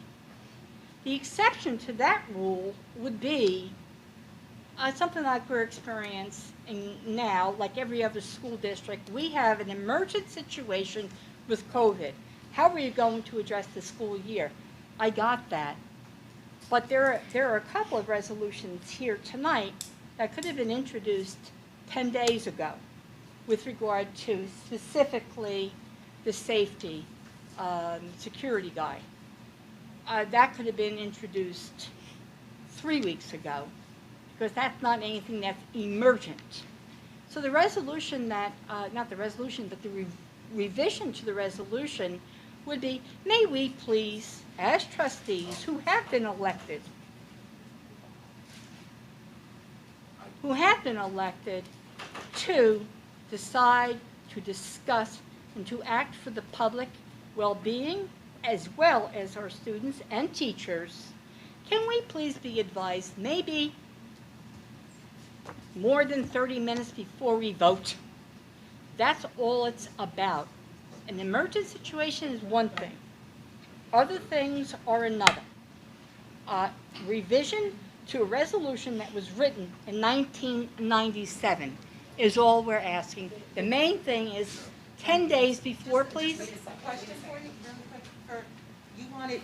You want the resolutions, all these resolutions that we go over in committee, you want them 10 days before committee? Well, it's not that she wants. No, It's that's a what I'm policy that's asking. a Bayonne Board of Education No, the policy doesn't say that, she's revising it. To say that, right? That's what you're saying, that you're revising, that we want the Yes. policy, that's what she's revising it to say. Yes, She's basically, revising it to yes. say that we get it 10 days before a committee meeting. No. 10 days before a board meeting. So committee meetings are generally held, 3 are days generally before. held Mhm. 7 days before. So that you have No, 3 days. we before changed you that send- because last year, we told them we didn't want them. We I'm didn't sorry, want I that days can't hear you, apart. Maria. I'm going to take my mask off so that she could hear me, she could I'm a read lip my reader. lips. I'm sorry, I'm deaf. Last year, we had committee meetings 7 days before this meeting. Yes. Right, and then we changed it to 3 days before, right, 4 days before this meeting, so that so that we would get the resolutions by committee and we wouldn't get new ones added after that committee date. Yes. So that's the way we changed it, because we used to have them 7 days before. So you want to go back to 7 days before on committee, No. Actually, 10 days before? the suggested revision is 10 days before the board. Committee meetings are generally the week before. The week before is 7. I'm suggesting 3 days before a committee meeting. I'm sorry, I didn't shut my phone off. And I'm sorry I didn't shut my mouth maybe an hour ago. No, you could say it, I just wanted clarification. I'm I just clarifying, I don't like being, oh, it's an old-fashioned word. I know it is. I don't like being snookered. I don't like being handed a resolution. Now you're asking me to make an intelligent decision within Right, 20 but minutes. It That does not make resolution- sense. That resolution was sent in the personnel packet 4 days ago. That one that you're talking about the job description, that was sent with the packet when they discussed it 4 days ago. Because that's how I got it, Okay, through that. No, I'm just asking, I'm just saying yeah, I I have just a want to make problem sure with that it. you got that that personnel packet was sent to you. The personnel, In the personal packet that I resolution. received, which was dated July 23rd, because I reviewed it tonight, Didn't have that? I'm not 100% It- sure. it- because there were Trustee 100 Finnerty, it did. There are 144 pages in it. Look, I'm taking down my mask, I apologize. Trustee Finnerty, it was in the personnel Drop packet. it so I can see your bottom lip. I'm sorry, it was in the personnel packet that was sent out on the 23rd, so we were actually given it, what is today, the 27th? Yeah. Oh, the summer. So today's July 27th, it was given to us July 23rd, it was given to the personnel committee the day before that. They had to review it and approve it in personnel before it could be released to the entire board. So we actually did receive it multiple days before the board meeting. And again, I want to preface, this is not an actual hire. We are just giving the superintendent the ability to create a position in case the situation with COVID becomes so dire that we need a pandemic, wow. Well, I would like A that pandemic stated response therefore in the coordinator. resolution. No, a pandemic In the job response description. coordinator. If the need does arise for the district to hire said individual, we will still have the ability to approve or disapprove the hire or the pick of the superintendent, because he's not bringing someone to us. He's just saying this is a position we may need down the line. So we're just approving a position that may or may never be filled, but it was given 4 days before the board meeting. It's not 4 Actually, days 5 before days, the I'm sorry, board the meeting, 23rd. 4 days before a committee meeting. It was given 5 days before the board meeting, 1 day after the committee meeting. No, actually, the day of the committee meeting, I'm sorry, right? No, That's 1 day what I'm after, trying- 1 day after, Trustee Munoz, that's what I'm trying to say. right. although I did miss the curriculum meeting, and I did give a letter of apology as to my missing it, what I'm suggesting is if we're going to do resolutions or job descriptions, can they be submitted to the committees, which generally meet at least, usually, it used to be a week before the board meeting. So the personnel committee, hey, here's a projected resolution for personnel. Here's a projected resolution. You want to review it? I don't think, unless it's an emergent nature, which of course, are we going to do hybrid all in or all out? That's emergent. That's something we couldn't think about 2 weeks ago because the things have changed. Things have changed in the country. That's not what I'm talking about. I'm talking about these other things. For example, the last board meeting, we had to hire a member of personnel that none of us was apprised of certifications or anything. This person is coming and vote. I'm not feeling good about trying to vote in the best interest of the districts. Hold on. Do we give certifications of everyone we hire to all board members? Just asking. Could have been in the past. Mary? I'm sorry, Marie, what? Do we give all board members the certifications of everyone who's hired before we approve? No. No. Okay. So why would you need the that one? personnel committee viewed that certification, discussed that certification, and approved it. They saw the certification. I got that, So- but still, but the you full wouldn't, we complement- wouldn't get The that. full complement of the board needs to review. If you're asking us, if you want me to vote yes, simply because you say it's okay, it's No an one's asking you to unrealistic vote yes. expectation on my part. I'm sorry. I would like to review it. Did you ask to see the certification? I'm sorry? Did you ask to see the certification? Oh, I have to ask? Well, we don't, when have you been given a certification as a board I member? didn't even know the person was being hired. How did you not know? I didn't know It until was I in the stepped paper, out of the room it was and in it the, was put on my it was in the table. binder. It was in the packet. It was in the packet, Eva. It was in the Last- packet no, under the last coaches. board meeting, I am telling you, the hiring of a very, very, very important position was put. What position? The basketball. All right, hold on. It was Time out. We are getting closely dangerous to a place where a person was not riffed. Exactly. We cannot have this conversation. Yeah, enough. Okay? You know what? You know what I'm saying? We're bordering there, so, and forgive me for I've taking out my never, mask. I've been on the board for 2.5 years. Never I've seen never been certification. given someone's certification. Did I miss that, Well, yeah, Mr. that's Broderick? something that you request, Trustee. I grant it, but what Miss Trustee Finity is saying, Mm-hmm. again, it was not presented to her until 5 minutes No, before. no, No, that's not true. It was in the packet. It was in the It packet. was in the packet. Months. It was in the It packet. was in the packet. It is true, because I did not get it either until the night of the meeting. Look at the email. It's in the packet in the email we It's just in sent. the, Not in me. Yeah, so trustee, you just. but that's how we get it. We get it in an everything is email. emailed Either the night of the personnel committee, which is 4 to 5 days before. But the problem is, or she's the not day on after the personnel. She personnel works committee, according to after it is what they do. approved by the personnel. The committee. personnel agenda was given out Saturday night, that's when I got it. So that wasn't 5 minutes before the meeting. It was 4 Trustee days. Finnerty, you know what? Everybody had a Go ahead. chance to review is what we're saying. There was a chance. Not everybody, not everybody. It wasn't but part of the- there were depends on two when or you three open because your they did not get emails. any notification I need to see his as to phone what and was her phone. going on, But, and that's been the complaint right as- along. As a Not to mention the trustee, fact we're that to it is open the up our superintendent's job and the assistant superintendent of personnel to review all certifications for employees. If they're putting their name on the agenda, they have the appropriate certification. That's their job to ensure that. It's our job to approve or disapprove, not to be private investigators. That's, Ms. Munoz, Ms. Trinity has stated time and time again that there is no communication, that there's no conversation amongst the full board. The personnel committee does what they want to do and then submits it to a number of us the night of the Thank meeting. you, thank you so And much. that's what she wants Point to has stop. been duly noted. You can say anything you We want. have tried, I have tried on numerous occasions to speak to, and I'm gonna take this off because I'm getting heated right now. I have tried on numerous occasions to speak to trustee Finnerty. And I have gotten the cold shoulder. She chooses not to speak to me. She's I'm ignoring sorry, you now. Mr. Wilbeck, I don't have time for that. You don't wanna speak to me, that's on you. If you don't like what we're Look how doing on she's doing now. personnel, maybe she could reach out and ask us. We're Thank you. doing what we're supposed Thank to you. be doing. I've been on this Thank board. Thank you, guys. since And day as Guys? she sits there Right, again. right. Trustee, Sorry. trustee, Ever. trustee Burke, trustee Sorry. Cassius, thank you. Your point has been taken.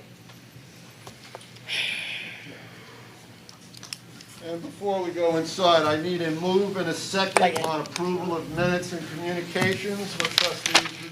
I'll move. I'll second. Oh, that's for communication? Yep. That is all I have for the open workshop, Thank you. Madam President. Anything else? If not, we'll adjourn to a closed session. We don't need a closed session? No. At that, we'll adjourn and come for a public meeting at 7:30. Thank you. Joe, let's take a moment.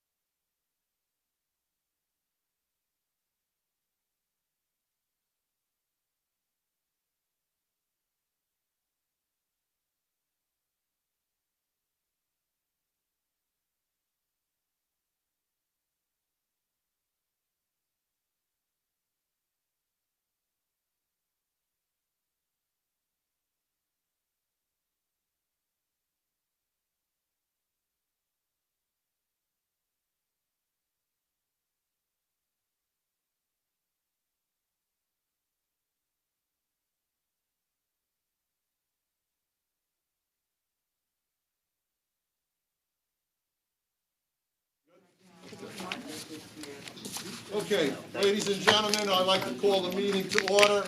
Please stand for a pledge to the flag.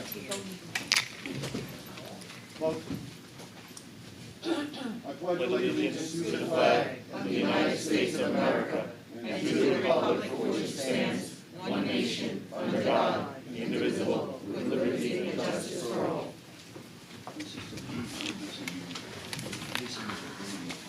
Okay, for the record, this is a public meeting of the Bayonne Board of Education. It is 7:37 p.m., the 27th day of July. We're convening in the Anna J. Herbert Meeting Room. Presiding officer is Maria Villado, President of the Bayonne Board of Education. Those in attendance include Mr. John J. Neese, Superintendent of Schools. Mr. Kenneth Kopaz, Assistant Superintendent for Personnel. Dr. Gary Maida, Board Secretary. Mr. Daniel Castle, School Business Administrator. Mr. Thomas Magoo, Jr., Assistant School Business Administrator. Dr. Dennis Degnan, Assistant Superintendent for Curriculum and Instruction. And Mitchell Pasquale, our Board Counsel. The meeting is open to the public. I will take a roll call. Trustee Alonso is absent. Trustee Broderick. Present. Trustee Burke. Present. Trustee Cassius. Here. Trustee Egan. Present. Trustee Finnerty. Present? Trustee Wilbeck. Here. Vice President Munoz. Here. And President Villado. Here.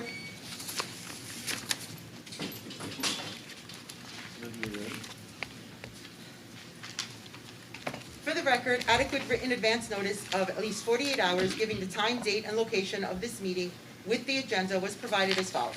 One, notice was promptly posted in City Hall at 630 Avenue C on the bulletin board reserved for such announcements of the Board of Education. The Board Secretary sent such notice to the Jersey Journal and Bayonne Community News. Notice was filed with the Municipal Clerk of the City of Bayonne, Ms. Melinda Medina. Folks, we're going to start with our approval of minutes Sure. and our acceptance of communications. Can I make a statement, quick thing? I just thought, can I? Go ahead. I can speak. We lost a great civil rights leader this week. I think it'd be a good time for maybe a moment of silence. John Lewis, I didn't really know that much about him, other than he did that, but then I realized how he was with Martin Luther King from the very beginning. I think it's an ironic story that here's a man that could buy a hat, but he couldn't try it on. He couldn't go to a restaurant. He had to go to the back of the bus. He was arrested over 40 times, always with his hands in his pocket. One time, his skull was almost knocked in. So he's a true civil rights leader, and anyone who doesn't think he made great accomplishments is somebody that they said couldn't sit in a restaurant or sit in the front of a bus. He's being laid out in the rotunda of the Capitol as we speak. So I thought that might be something Yes. we should do. Thank you. Have a moment of silence, please.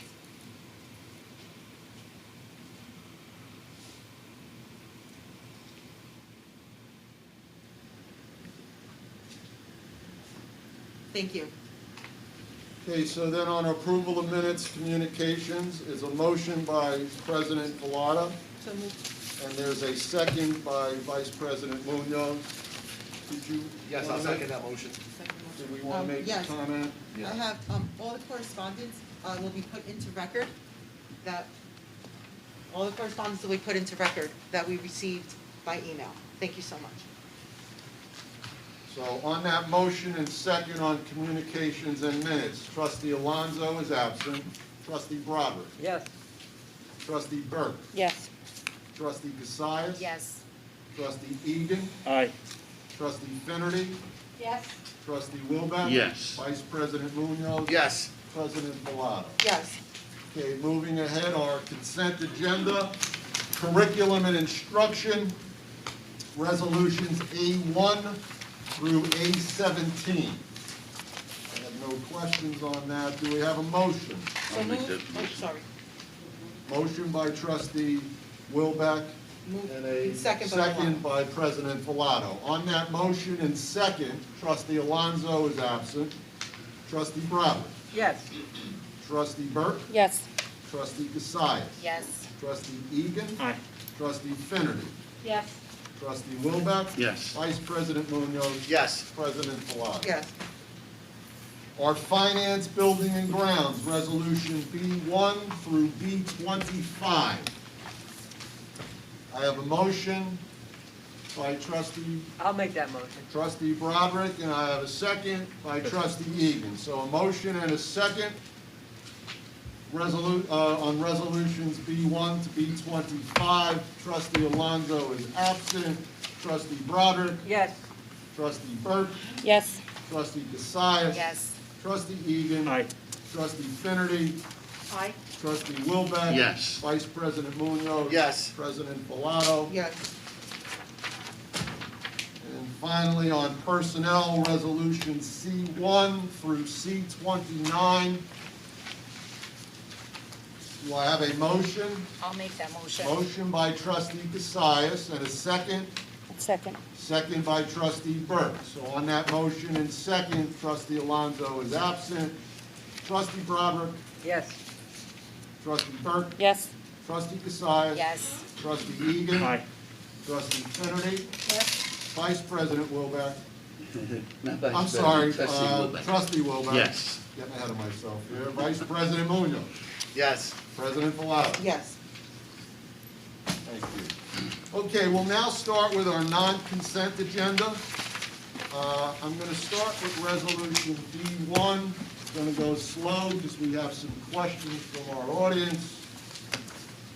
Resolution D1, whereas on March 16, 2020, Governor Murphy issued Executive Order 104, calling for schools to hold in-person instruction to protect the state from the spread of COVID-19. Whereas each district will be expected to develop its collaboration with community stakeholders, a plan to reopen schools in the fall that best fits the district's local needs. Be it resolved that this Board of Education approves the following restart plan. Virtual-only instruction. Instruction will be via a virtual learning platform, no in-person instruction. All instruction is remote. The schedule of schools will be consistent with the abbreviated day of instruction, 4 hours daily. Meals will be grab and go, provided on Tuesdays and Thursday.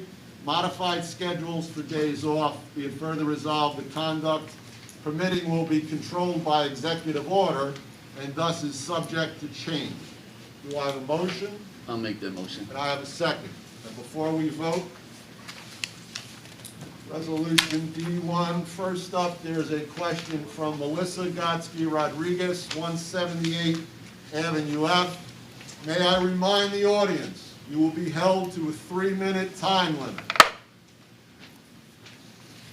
Should I take my mask down? Is that safe? Is that okay? You want to up or down? Can you guys hear me okay? Yes. Okay. Melissa Godesky Rodriguez, 178 Avenue F. So, I'm a parent speaking on behalf of many parents. I'm in a unique situation, so I don't want to put myself in any type of bucket right now. Virtual learning is an option for many who need it. Two things. We speak a lot about HIV. The current policy, is there thoughts being modified around the current HIV policy that would make sure to incorporate any virtual challenges we may have with bullying? I mean, it's happening already. There's been many reports of many different situations because of the way somebody's kitchen looks, or because they don't have clothes, or because there's nobody there to help them. I've heard those stories, so I was just wondering if we're thinking about incorporating some new information on that policy, or something to think about, plant the seed. Two, special education. I know it's a sensitive subject. I know you've gotten plenty of emails, and I know you guys are listening. I'm not saying you're not listening. What ideas, thoughts, feelings are okay too, have we put into what happens when we do this to what, maybe 1,500 students? Have we put, I'm sure we have, but nobody's getting any feedback or feeling from it. So I was wondering if anybody can even make a nice statement to make some parents feel better that if this is what we did, that it's gonna be addressed. Just so you know, I'm meeting with the CPAC president, and I'm meeting with their officers tomorrow, actually. They're part of our pandemic response team. So that's, you're absolutely correct, and that is a tremendous concern. Okay. And will some information be shared after that meeting, maybe a statement? Yeah, absolutely. Okay. Thank you, and thank you for considering that HIV policy. Thank you. Great. Next up, still on Resolution D1, Mr. Anthony D'Amico, 73 West 6th Street. Anthony D'Amico, 73 West 6th. Is this on or no? I can't hear it. It is on. I can't hear you. All right. So obviously a good plan. It's key to us being able to open back up, and I have faith in the leadership from what you guys have shown over the last year and a half. But if we're going to go with virtual, obviously you said you want to approve all three, but if we're going to go with a virtual only, I know a lot of the issues is the teachers were advised to not do the live sessions. To me, I think that was an error in judgment.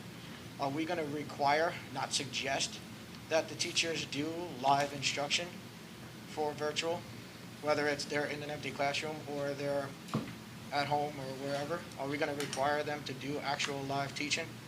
Yes. Okay. Sweet. Okay, that's it.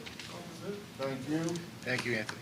Okay, so we have a motion from trustee Wilbeck, a second from trustee Egan on Resolution D1. Trustee Alonso is absent. Trustee Broderick. As I said earlier, I think when we talk about D1 here, safety is a very important factor, probably the most important factor it is. But second should be, the essential for the child. And I think being in the classroom, back in school, is probably the second biggest essential need these children have. I used the examples before that when we talk about essentials, Six Flags is open up, 16th Street Pool is open up, Walmart's open. These are places, and I understand it, but I think school is certainly as important, or certainly more important, than going to day camps also.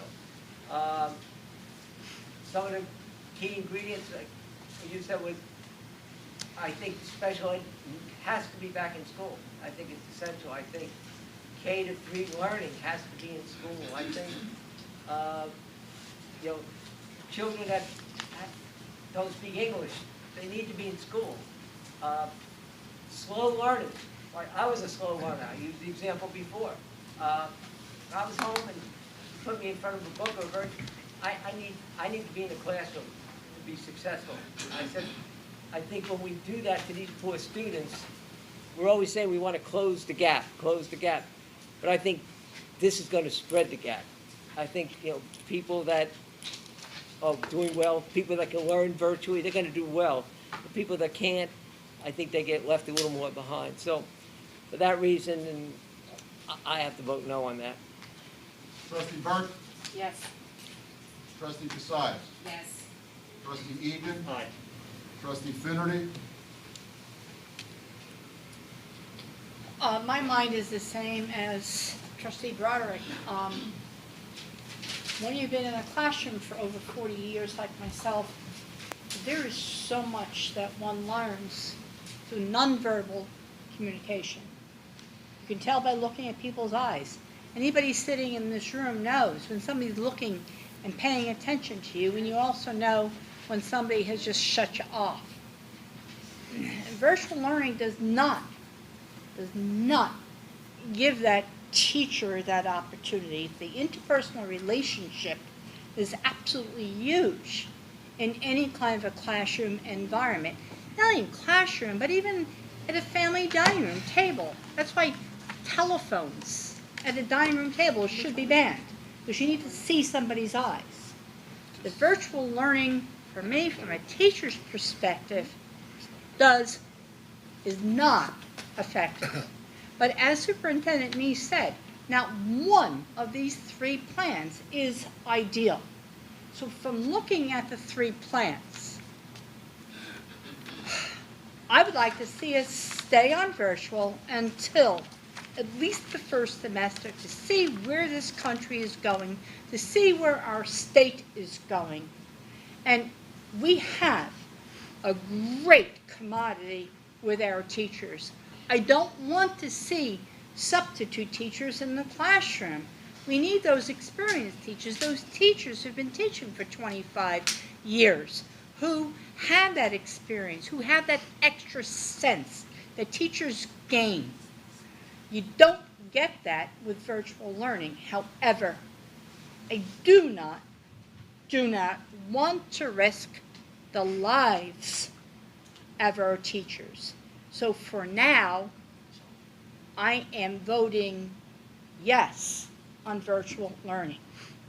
Trustee Wilbeck? Mayor, on your card, I put D2, that was because the agenda I had from home had only D2 in that list, so, I can't hear I him. mean, I would be addressing all three when I talk, so should I just start now? We're already in the middle of the vote. Go ahead. Okay. Then right after it, then you can speak to this one. Because I got the wrong agenda, I got the agenda from the one. We're in the middle of the vote, we're almost done, 3 more? Already, they all voted Yeah, already. it would be nice if I. And then you could speak. Before we vote, Yeah, yeah. good idea. So, because I just got this part of the agenda when I walked in, before I filled the card out before. We're in the middle of the vote, when we're done with this, you could speak. Thank you. So, hold on. Just go ahead and finish the, please I have a finish. comment, because I Trustee wasn't Wilbeck, Finish, thank excuse you. me. Trustee Wilbeck?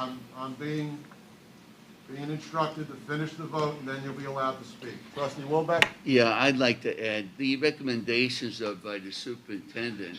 The plans that are presented to us, to the parents and families, are best options, and the parents have an opportunity to select one. And it gives the superintendent and the Central Board of Administrators the chance to determine which one might be the best as July and August come around. So I vote yes. Okay, we're still on D1. Vice President Munoz? Yeah, I don't care what's happening in Great Adventure. I don't care what's happening 16th Street Park. I care about what's happening in our schools. And you know what? Our students' lives matter, our teachers' lives matter, our staff's lives matter. So yes, absolutely yes, I vote yes on this. Okay. And President Bellato? I vote yes on the virtual only instruction. We have to not be hypocritical. We always say the health and safety of our students, families, staff, employees. Virtual learning does put their health and safety first. Yep. Thank you. Please, please speak. You can, that's it, we're done. You voted for the. No, we only voted for 1. We still have to do 2 and 3. I figure, because again, We only have to do 2 and 3. We only did 1 virtual. Now you could speak to hybrid and all in. And pro virtual if that's what you're And there pro for. virtual Yeah. if that's what you want. Thank you. so, the way I wrote my cards up, because I'll have to kind of address this, I guess. Excuse me, Mr. Woods. Yeah, pull Can it you down. just, so I can read your lips, please? So, I'll just take this off from all the guidelines I read. So, the first thing that I have to bring up is when I walked in, I filled out the card, which is typical. And the agenda that I received, which was on the school's website, didn't have those 3 pieces separated. It was only listed as D2, so I wrote on there as D2. After I filled the card out, I already got D1, 2, 3, 1, 2, and 3, but I was already trying to take some notes and do those things. So the first thing I'm going to do, I wrote up 3 cards. I put 3 there. 1 as a parent, 1 as a teacher, and then 1 as the union president, because I know my time will be limited to 3 minutes as a teacher and as a parent, but as union president, I do have unlimited time. Correct me if I'm wrong. You're correct. Okay. So here's my teacher portion. The only career that I ever envisioned myself pursuing was that of an educator. Growing up as a kid, school was my favorite place to be because of my teachers, coaches, and friends. Lincoln Community School was full of teachers who wanted me to excel. Ms. McCarthy, Ms. Scott, Ms. Stabile, Ms. Spires, Mr. Yurchek, Mr. Sisk, Ms. Catrona, Mr. Soretta, and Mr. Kuval saw the potential in me and pushed me to succeed. While attending Lincoln Community School, I found a group of friends who introduced me to sports and fun. DeVal, Terrence, Anthony, Phil, Carlos, and Darius. Most of them I still talk to today, and even one of them was my best man at my wedding.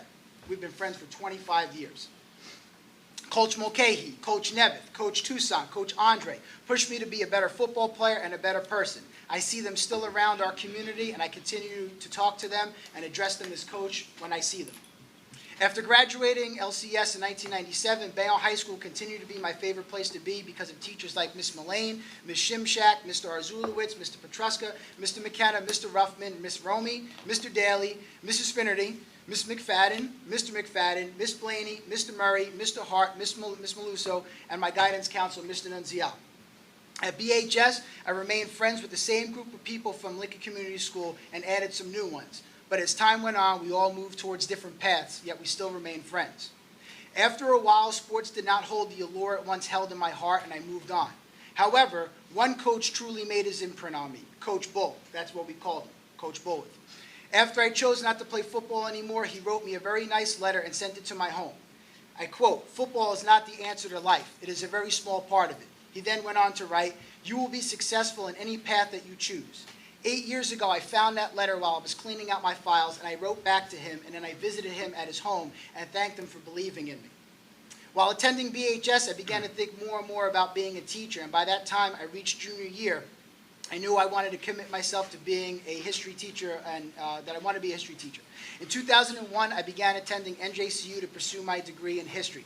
I'll continue, I have a bunch of names to list, but I'll cut that because I know I'm coming up on 3 minutes. Fast forward to 2006, I was hired as a perm sub 3 floors down from my old homeroom here at BHS and found the same inspiration and support that I had as a student, but this time it came from colleagues like Kari Brinkierson, Barry Glover, Sheila Forgione, Mrs. Finnerty, Mr. Carroll, Joe McKenna, Larry Sanji, and many more. Time to wrap up, Mr. Wood. All right.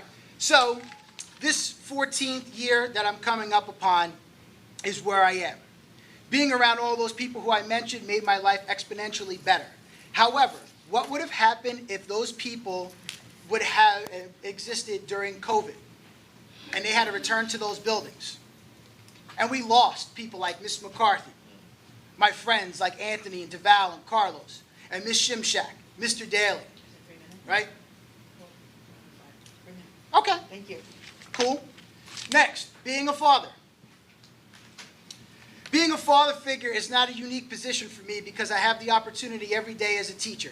Therefore, I am here to advocate for the students of Bayonne, including my son, who's in the district. 3 years and 11 months ago, I became a father to my son, Elijah. He was due in September, but then came August 23rd. Elijah arrived early. We had no idea why. Then after he was all cleaned up and we settled into our hospital room, his nurse came in and said that they had to take him to the NICU. He had a severe blood disorder that less than 1% of children have when they're born. They had to call in specialists from all over the place because they didn't know how to deal with it. I won't describe the rest of that day, month, or year because it's too hard for me. Over the course of the year, my wife Stephanie took Elijah for his transfusions when I couldn't make it. And when I could, I was there. It was not easy for us. Finally, we received great news from Dr. Kamalakar that Elijah was cured, but we were informed that we still need to continue to monitor his health. Since Stephanie returned back from maternity leave, we had Elijah in childcare and enjoyed it. As he grew older and continued on his journey, we enrolled him in pre-K3 at All Saints because we didn't have pre-K3 yet here. But now he's been enrolled in the district here.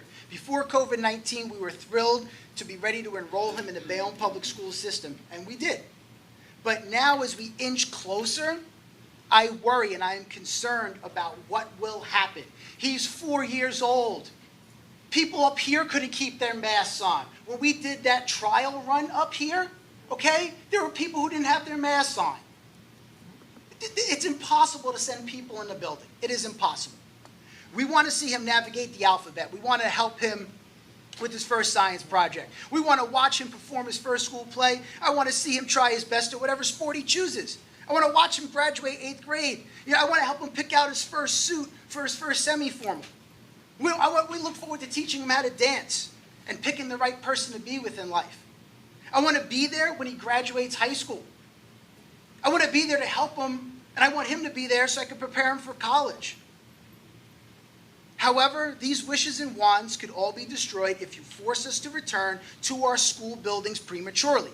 We almost lost our son once, and I will not do it again.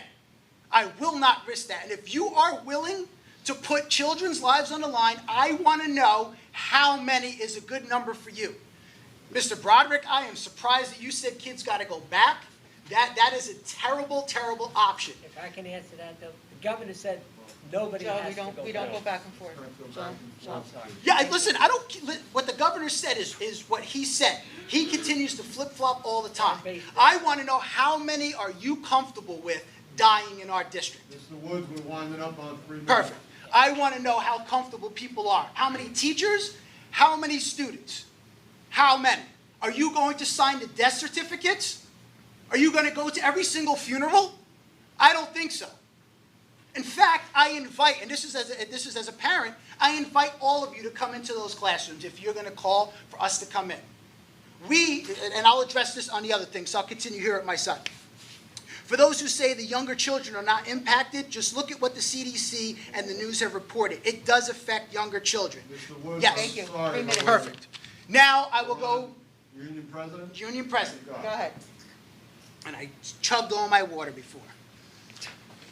So, let's start here. The reason we advised in the beginning for our teachers to not go live had nothing to do with us not wanting to do work.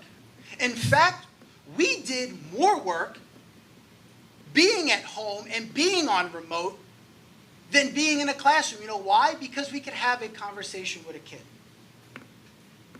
Now we were sitting and reading multiple things all the time, responding back and typing. You get exhausted from that. The reason why, because I know where that message is being directed. The reason why we advised against it was for the protection of every single student and teacher in the district. Because Zoom, when it first came out, and the free version is still a problem. It is still corrupted. It still harvests information from people.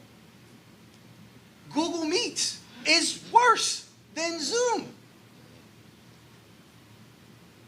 You cannot tell people to go on there and risk their personal information. That's number one. Number two, there were no parameters established for if anything went on. Ms. Gadesky brought that up. What happens, and I said this before in my list of questions, what happens if a kid says, I want to kill myself? Now in a classroom, we could easily stop, because I am still in a classroom, easily stop like I have done so many times. Ask Patty Smith, Kevin Rice isn't here anymore, ask any one of the guidance counselors. I bring my kids down and we help them deal with their problems. What do we do if a kid says that? On a live meeting, you can't unsee that. You can't unhear that. Everybody now on that, room there heard it. What if a parent or a guardian or caregiver hits one of their children while we're live?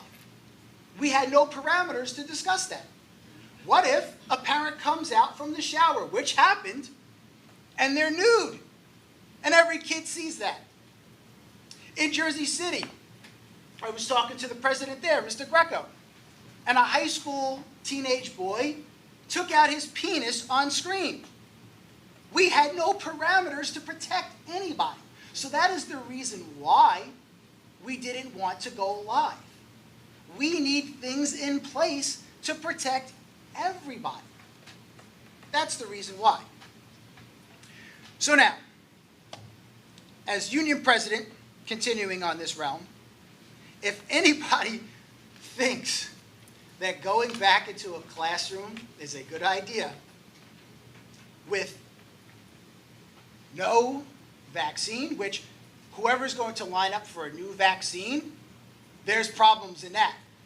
Let me remind you all about the Tuskegee experiment. Okay? Yeah. Let's give some African-American people syphilis and see how that works. Do we really think the first trials are going to be great and be able to take care of people? There's going to be problems with that. That's number one. Also, all these other places across the United States opened up prematurely. And what happened? They're shutting down. John, Superintendent East mentioned it. What happened to the Miami Marlins? Professional baseball. They spend millions of dollars. They're getting tested twice a day. Where does that leave us? Right? They're going to be shutting that down. So now, Mr. Broderick talked about Walmart. The last time I checked, the classroom size that I'm in 335, it's not the size of Walmart. They have high ceilings and ventilation. Our schools are, like Mr. Neese said, we have, of our 12 schools, 10 of them are close to 100 years old. The ventilation is poor. Go into the 3rd floor of any building in this district, but you can take mine for example, and it is disgusting up there. Airflow, look up at the grates in the hallway, how dirty they are.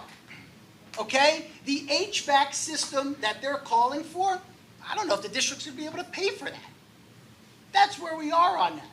Now, I'm pretty sure they're going to work hard to do what they got to do to fix that, but until we are safe, how could anybody treat our staff and our students like test rats? Because that's what that is. Now, the survey. So I'm going to go flip around here. That survey, that's a little tainted because that was on July 7th. That was before more information came out. The numbers that were listed on the survey, I had that written down. Where'd it go? Okay, was 992. There's a problem with that number. Because on my records, NJA, my account, it lists 942 members, but that's with double entries. That's not 942 teachers, secretaries, nurses, school guidance counselors, psychologists. It's at 942, but there were double entries. So you back that down, I did the math, and we have 873 members. Now there are 14 people who are non-members. That 992 somehow does not add up, right? So for that, there's an issue I have with that number. I just did the math now because I double-checked that number. When we look at that 85%, there's another problem with that, or 83.4 I think it was. The question was, as an employee, are you planning on returning to work without a vaccine, cure, or immunity from COVID-19? See, if you ask that question, we do want to go back to work, but we want to be safe, right? That's, again, before the other information came out. And I know you said you're going to send out a more detailed survey. So now, the problem is the plans are out there for the governor to look at, the 3 plans. So we'll kind of see where that goes. But when you look down at the survey, it says, do you feel schools can provide safe, social, distant environments? 55.7% said no. If we go to the A-B schedule, 1 week in, 1 week out, 37.9, Mr. Neese said, it was split in 3s. So obviously, people are not very comfortable with being back in the classroom. I conducted my own survey.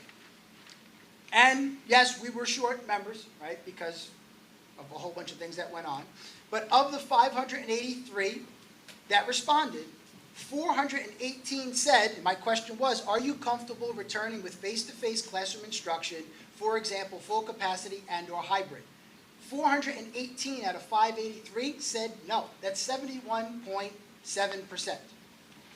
Then we go to age range, which I'm thinking about are our members who are, in that bracket where they're high risk. We have 137 members from the ages of 50 to 64, and 23 members who did that. Again, remember, this is out of 583, right, so we're a little off here. And 65 to 74 was 23. Then, do you have any underlying health conditions? Well, we have quite a few members who do.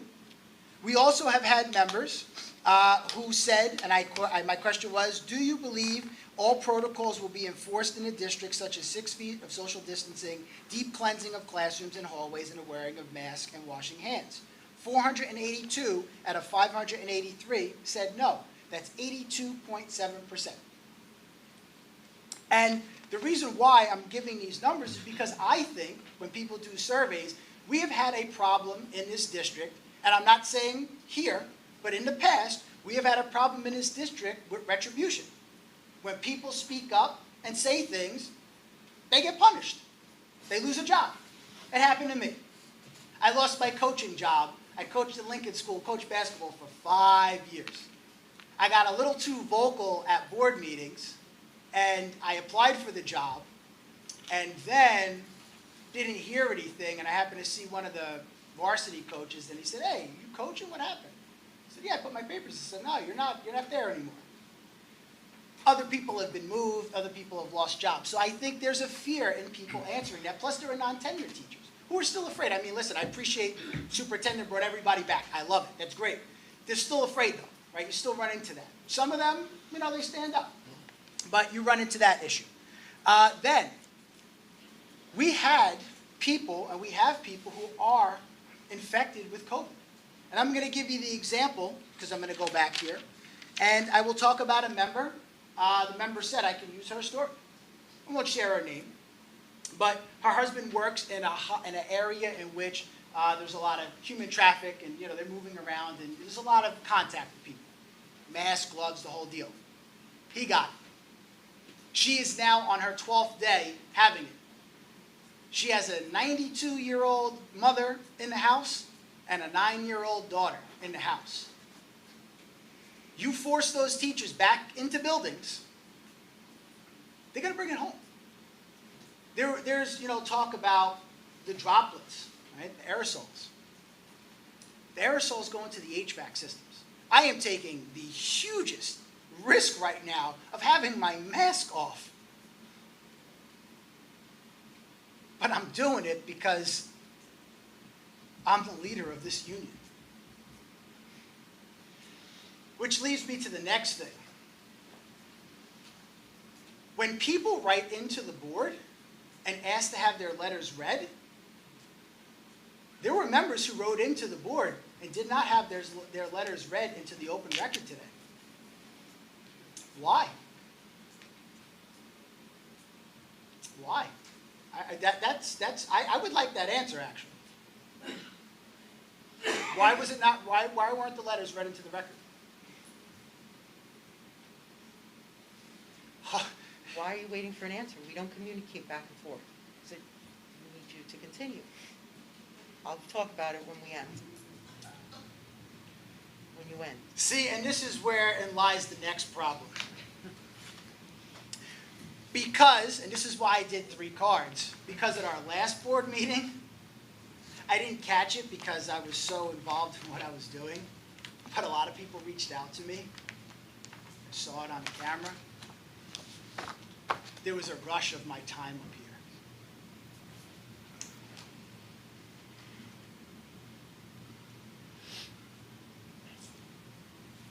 I'm a little perplexed by that, but I'll continue. Okay, let's start here. No, yeah, wait.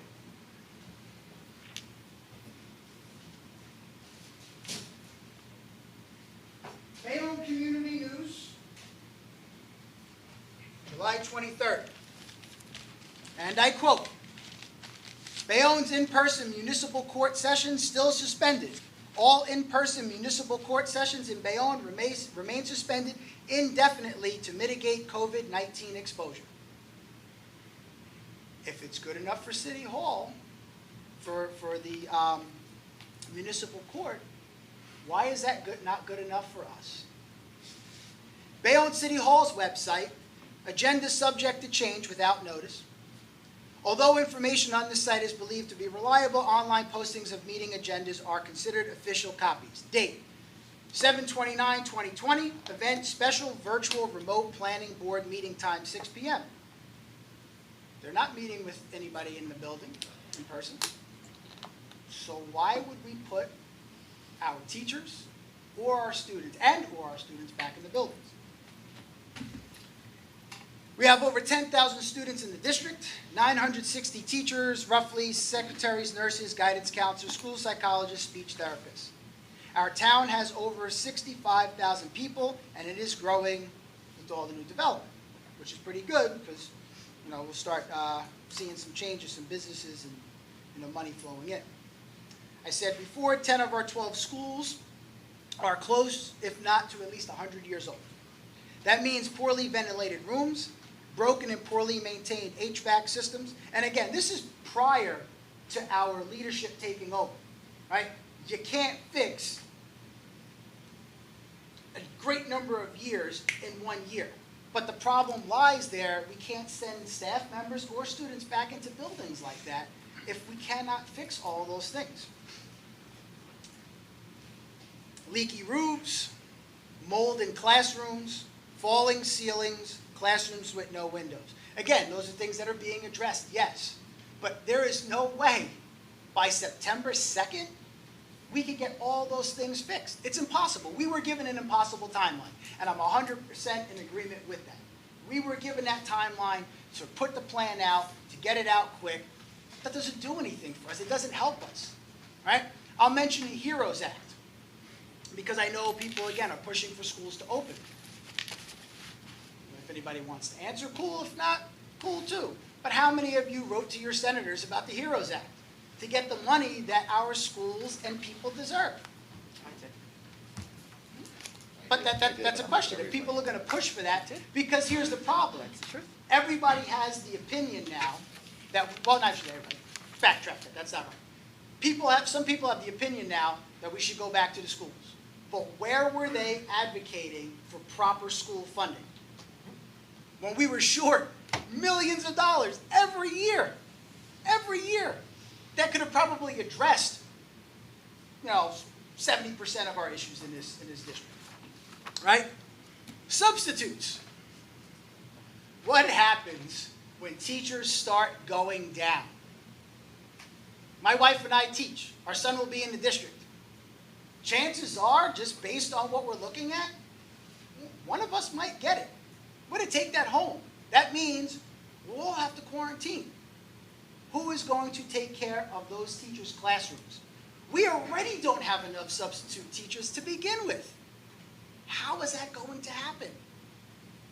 Let people stay home and teach. Okay? I love my job. All of you, most of you were here when I was called up for awards, and I got the pats on the back and the paper and all that stuff. That's cool, but you know what? I don't want that stuff to be put in my casket. Not now. Maybe when I'm like 90, maybe I'll live to 150, new demographics and things like that happening now, new signs. But right now with COVID, we're risking too much, right? I'm thinking about the dismissal time, right? If we go to this A-B schedule, here's the problem with this. In the high school, right, half-day schedule is 111. That means we have approximately 28 minutes per period, which really means, and some of you were in a classroom, then it was like 15 to 17 minutes. Now with this, how much time are we going to have in a classroom with students? Listen, I want more, and our teachers want more than everything to be in a classroom with their students again. It kills people inside. But the alternative is possible death. Bob Dylan wrote a great song, With God on Our Side, right? Think about that. He was writing it about war, but I think some people are making these decisions poorly, thinking that they have something else on their side. But here's the problem with that.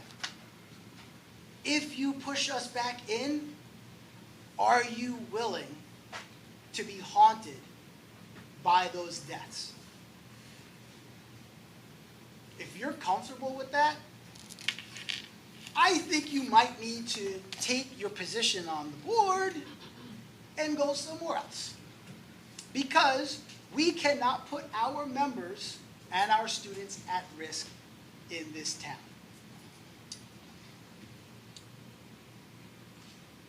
Let's see.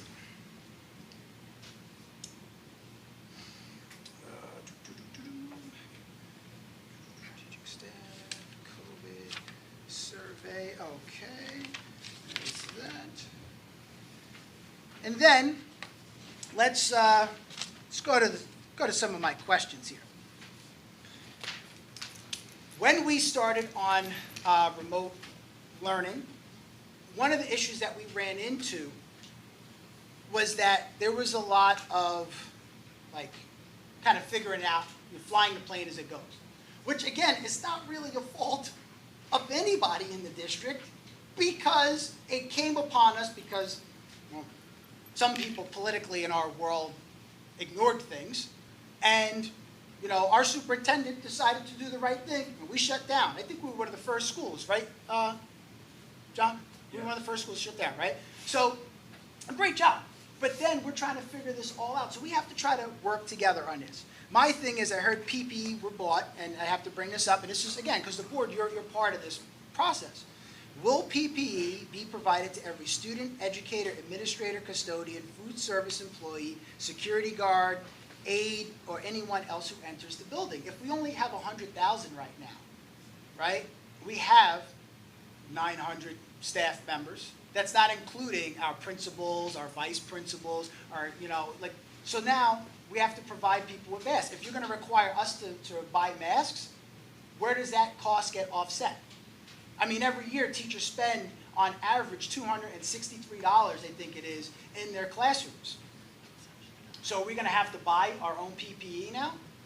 Because the cloth masks really, they said, don't really cut it. They're good for outside when you have open spaces, but N95 is best for indoors.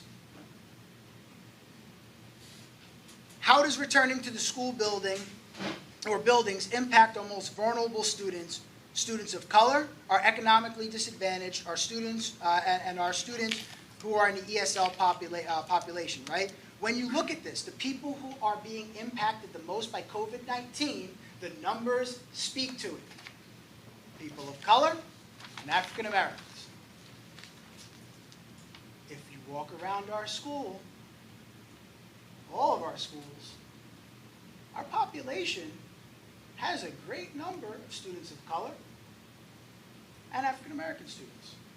You'd be putting them at risk. Then think about our staff. Although we only have, again, we address this and we're working on this, we have 19 African American teachers, staff here, and we have other members of color in there. You're putting that on their lives now. So again, this goes back to how many are you comfortable with? Stress leads to many health concerns. When will we be provided with professional development to help us support all of our students with their social and emotional concerns based on the pandemic and adverse childhood experiences? I did see that in the meeting, in the thing there. But then, what are we going to do when a student dies? When a coworker dies? How are we going to handle that? Now, again, we have this all the time. You know, I unfortunately have had 4 students who, former students, pass away. That's horrible. That's horrible. And then to go to those wakes is disastrous. I've had many of my former colleagues pass away.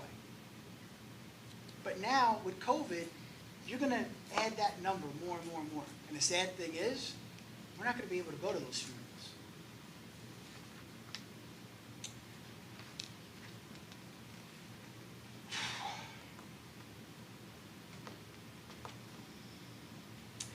Next, as I know people will reference the fact that the numbers have been down in Bayonne. And they are. But that's because, for the most part, people are following the rules. I can't speak to what happens down at Hudson County Park, where people are playing basketball down there. But I could say, for the most part, when I've walked into stores in town here, people are wearing their masks. Superintendent Neese did the right thing by shutting down the schools. We send people back into the schools those numbers will jump. That's why when you look at numbers on TV or you're reading the New York Times or any other, newspaper that you're taking a look at, I should say any other. Some of them are a little lopsided, but you will notice that the numbers for children are low. Why is that? Because schools remain closed. If you were ever a teacher, you know what September's like. You, by the second week of September, are probably sick already. Because the germs, boom, are right there. And then you get sick when we come back from winter break. Why? Because you're now back in the population and the germs are being spread. What will happen when we send people back, because you know not everybody went and was tested for COVID. There are still questions about whether or not people can spread it after already having it. My friend Eric contracted it in March, and he is still testing positive for it. One of our members had it in March, and she's still testing positive for it. Some believe that it's very much like AIDS or herpes, that it stays in the body.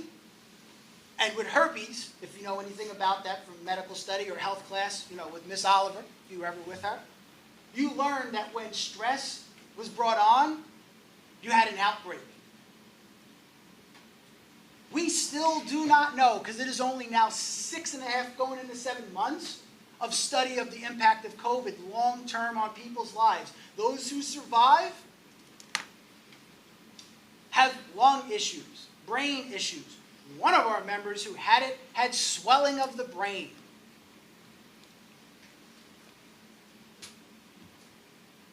What about the kids too? We don't know what's happening with them. People were saying, oh, they can't spread it.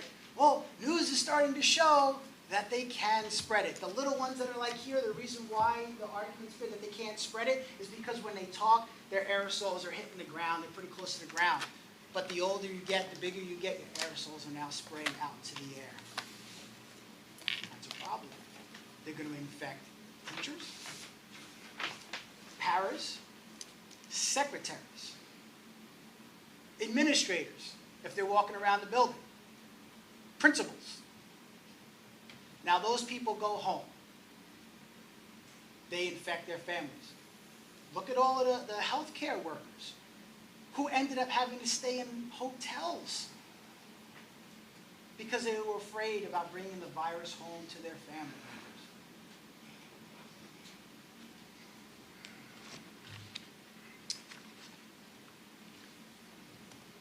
Testing.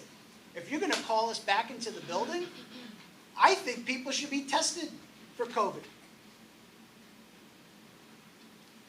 Where's that money going to come from? Is there any reassurance for any of our members that they will not contract COVID walking into the buildings? There is none. You can reduce it by doing the cleanings, by wearing masks. But now if somebody contracts it, will they be able to sue the district?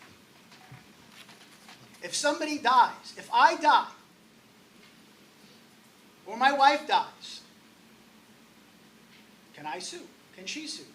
If one of our members dies, can their family sue the district because you told us you want us back in the classroom? Now obviously, we're dealing with stuff with Governor Murphy too, right? So this is a whole big line here that we're going to deal with that I don't think people have thought about. Because typically when they ask people questions and they say they consulted teachers, yeah, they may have consulted a few teachers so they could say they consulted teachers, but they really didn't do that. It's the game that happens in politics, right? Students have had the opportunity from Governor Murphy, parents, to opt their children out.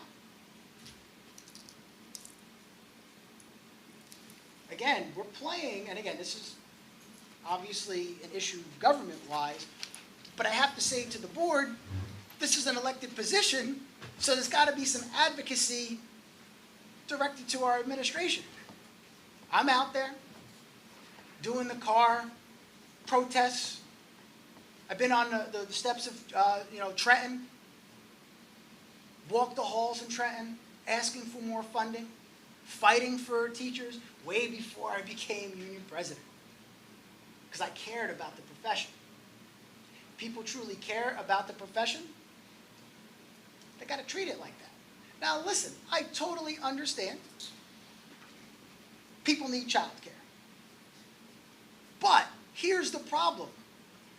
Teachers, secretaries, nurses, guidance counselors are eating what the government has failed to do for our country. Yes, this is horrible that students are dealing with abuse at home, 100%. We don't have the proper health care in our country to fix those problems.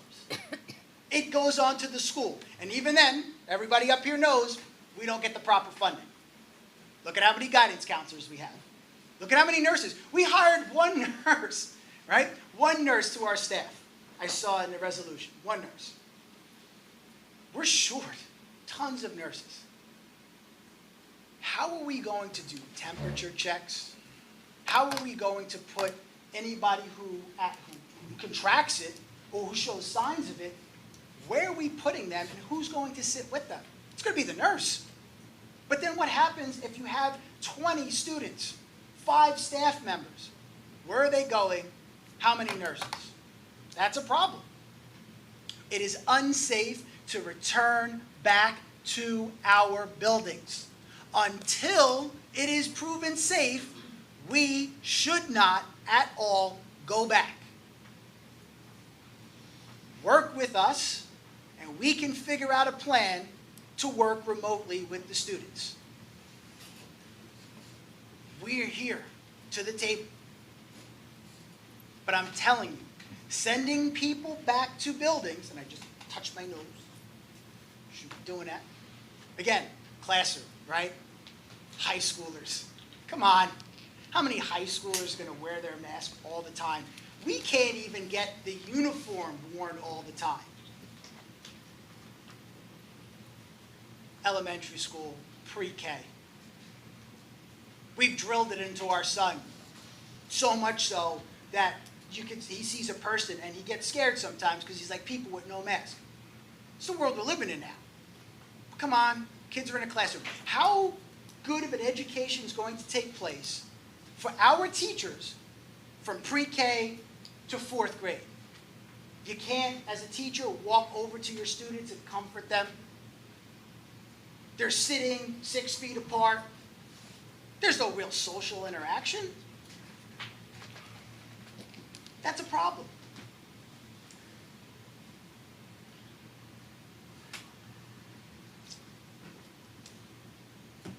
I asked about the N95 masks, because those are the safest protection. And I was on a call twice with Safe Schools Initiative. That's pretty much been my life now, constant calls all over the place. Will there be fit testing and physicals performed per PIOSH regulations?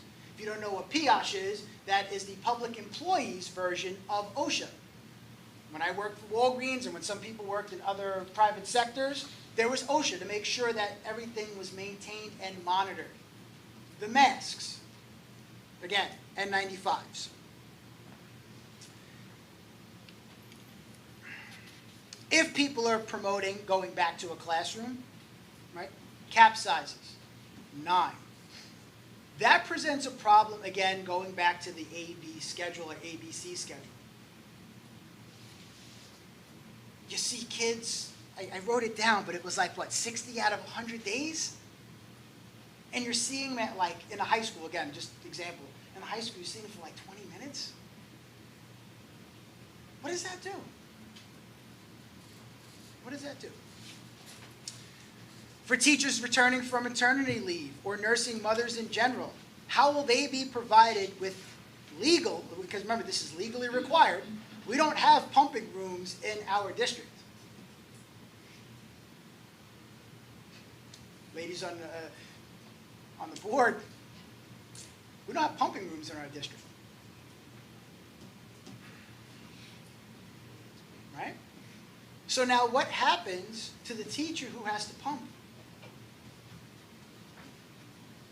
Where will she pump? It is a legal right for her to do that. If adequate pumping time and space cannot safely be provided, will nursing mothers be allowed to teach remotely with no punishment? If a teacher suffers long-term effects after contracting COVID-19 at work, will the district guarantee that their health issues will be covered for the remainder of their employment? If a CST member has to quarantine for 14 days because of a family member being sick, will they be allowed to work from home for a period of time by way of Zoom meetings or, report writing and so on? Mr. Kobes, you had mentioned this, and I'm just asking this here. Can all staff members choose to work remotely if they are forced to self-isolate due to exposure? How are we going to get that reported? Think about students. How many are going to honestly report that a family member had COVID? You know why they won't report? Not because they're being mean or want to hurt people. They're scared. Right? Think about, because you mentioned, Ms. Kadeski mentioned that, about the bullying stuff. Right? If a kid says a family member had COVID, what's that going to look like in the classroom? Here's this one. What if a fight breaks out? Who's going to stop that fight? Now, I can tell you, I've been in my share of breakup of fights in the hallway. When Barry Glover was up there with me, we were not shoulder to shoulder. We were back to back multiple times in that hallway. Harvey Bain, Bob Colville, Kari Bringierson. At one time, Saban Rios, a kid picked up a fire extinguisher and went to throw it at her, and I jumped in front of it to knock it out of the way. If we put kids back in the classroom, fights are going to happen. You know why? That's what kids do. It's not because they're bad. It's not because they're terrible. But how do we address that then? Now, you go to break up the fight. Your masks come off. Security guards come to break up the fight. Their masks come off. What do? Do we send everybody home, those people home now, and make sure they get tested? Who pays for the testing? How long are you then out for? Right. Typical suspension is 10 days, right? 10 school days, but 5 days it's homeschool. Not homeschool, home instruction, sorry. Right? That's putting teachers' lives in danger. That's putting security guards' lives in danger. Makes sense. If a student becomes ill, and we did this in the drill, which we practiced, if you get ill, where do you go? How will they be picked up? What if a parent can't pick the kid up right at that moment? Now they're isolated in a room. But we don't have any space really in our schools to have an isolation room. Some of our closets have been turned into classrooms in our district because our numbers have grown. So how does that work? What if a kid decides to go, you know what, I don't want to be here today in the classroom. I feel sick. Send them down. Then a friend goes, I feel sick. You send them down. Again, where are we putting those people? Okay.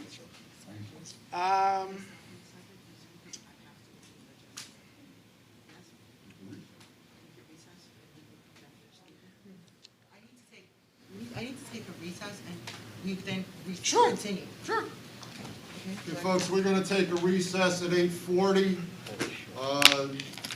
Trustee Alonso is absent. Trustee Broderick.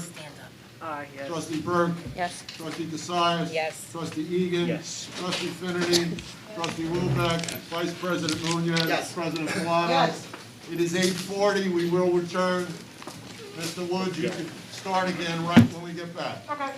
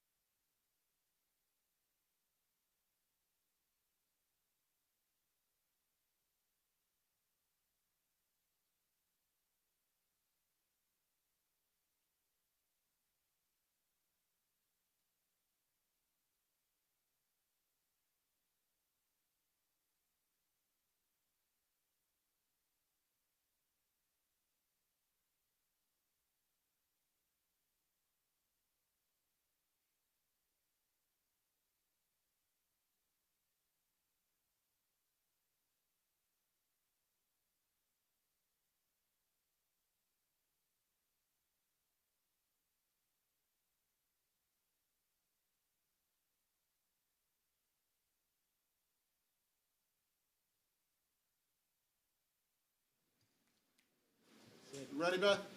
We're good? Okay, I'm gonna reconvene the public meeting. Thank you. It is 8:47. I will take a roll call. Make sure we didn't lose anybody. Trustee Alonso is absent. Trustee Broderick. Present. Trustee Burke. Here. Trustee Cassius. Here. Trustee Egan. I am still here, sir. Trustee Finnerty is somewhere. She's coming. Trustee She's coming. Wilbeck. Trustee Finnerty is here. Trustee Wilbeck. Vice President Munoz. Absolutely. President Bellato. Here. Mr. Woods, you can continue. Okay. Mask.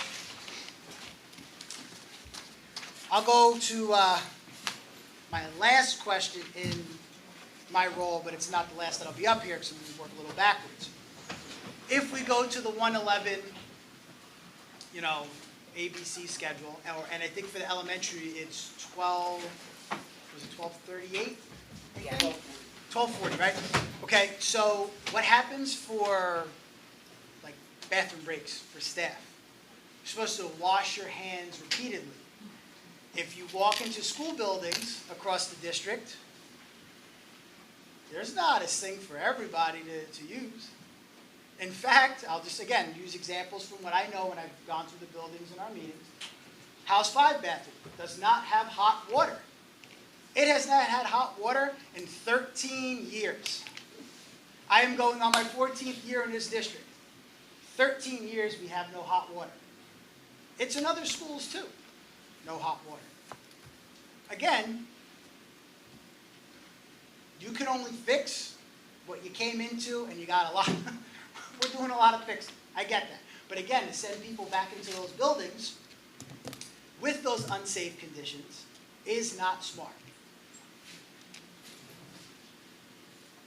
Thinking about if a student does something on the screen that they shouldn't, we got to think about what will we do to address it? Will we use restorative justice practices? You can't give a kid sash or detention if they do something online they shouldn't do. So where does that go? That's a question that we have to take a look at. What is going to be our policy for contact tracing? We saw videos where people went out to eat and they ate in public space and they put the black light on. Everybody was covered. We still can't go out to eat in a public restaurant indoors. How are you going to send teachers and or students back into a classroom when we are not allowed to eat indoors or go to a movie theater or go to a gym? Yes, library. How are we going to send people back into buildings if those are not done yet? We are the guinea pigs. Let's be realistic. People want to see how will sending teachers and secretaries and nurses and paras and our custodial staff and our food service staff and our administrators, they want to see how that's going to work. And man, they're rolling the dice and playing a dirty game. One of our nurses in New Jersey, she calls herself the relentless nurse, love this woman, says it is like playing Russian roulette. People are playing Russian roulette with our lives. You cannot send people back into these buildings en masse. It does not and cannot work yet. If a staff member has a sick child and has to stay home, how does that impact the member?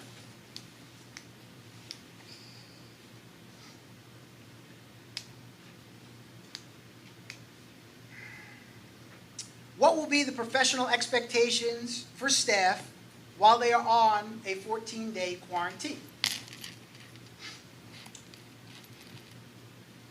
Many physical education, music and music teachers, and other special teachers across our district move from classroom to classroom because they don't have a room. And to think about this, those who do have the space see upwards of maybe 600 students. They're not going to be infected. Those rooms won't be infected. It's impossible. Music, flute, clarinet, oboe, saxophone. I don't know all the woodwind instruments.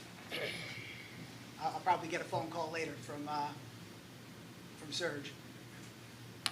Or maybe Tim Craig, he might give me some information on that. Can't play instruments in school. Bless you, sorry. Thank you. I can't play instruments in school. Why? Because they're going to be blowing into those instruments. Aerosols. Some people have said that it's not been proven that this is airborne. Studies are out there. And you really got to think hard about this, even if you're not a scientist. Even if you're not a fan of Bill Nye the Science Guy, who has a great video online, by the way, talking about the wearing of masks. Just wear a mask. But those aerosols are in the air. This is how come people have contracted it so quickly. Because they've talked about surfaces in the porous areas. Yeah, you need to clean those. But it's from aerosols. It's from the air. It's the transmission. Think about if you've ever traveled on a plane. Come off the plane with a scratchy throat? Yeah, you probably did. You may even got sick. Why? Because it's dirty air circulating in the airplane. In our schools, some classrooms, remember, don't have windows. Where is the circulation of the air? Air conditioning, for a fact, they've been showing now. That's a problem. I mean, I would love air conditioning in our classrooms in our school. It is disgusting. Walk into my room when we're back to normal on a September first week of school or a May or June end of school, and look at the back of my shirt, how soaked it is in sweat. And the kids always ask, Mr. Woods, you're in shirt and tie every day. And I say I'm in a shirt and tie every day because it's my profession, and I treat it that way. But I don't want to die for my profession, and I don't want our members to die for our profession. I don't want their family members to die for their profession. Because it will happen if you send people back into buildings. Look across the country. If split sessions are to be used to help with social distancing, decrease class sizes with the minimum number of hours be waived on account of half-day instruction, that's something that obviously has to be taken a look at. How will the cohorts be created when students take a variety of classes, levels, and sections? So if we are going to go to a cohort here, again, this is what I'm throwing out, and this is probably what we'll talk about tomorrow on our meeting. If we go cohorts, how does that work? Some students who are juniors have freshman classes because they chose an elective, say Art 1, they took it junior year. Or if you have photography, because a couple of years ago, they took away the prerequisites for certain classes in our district, which makes no sense. It hurts our teachers because when you have a kid who never took psychology taking AP Psych, that's a problem. Or you send a kid into comic book illustration and they can't draw a stick figure, that's a problem, right? But now you have those teachers or those students who are going to be then crossing those sections, so how can you do that properly? You can't cohort that properly. It just doesn't work for the staff. How will drills be impacted? Even if we don't send students back into the building, we're going to have to do fire drills. Pretty sure of that. Currently, if you think about if we send students back into the building on this staggered schedule, we have active shooter drills. Yeah, because see, some people forget that teachers might have to take a bullet for their students. And some teachers actually, not laughing, I'm bewildered by that. There are some teachers who actually have taken bullets for their students. Teachers are asked to take bullets. Teachers in our district and all over spend their own money for their students. They pay for proms. They feed students. They basically become foster parents for some of our students in the district. But to ask them to now risk dying because people just want to send us back, that's a problem.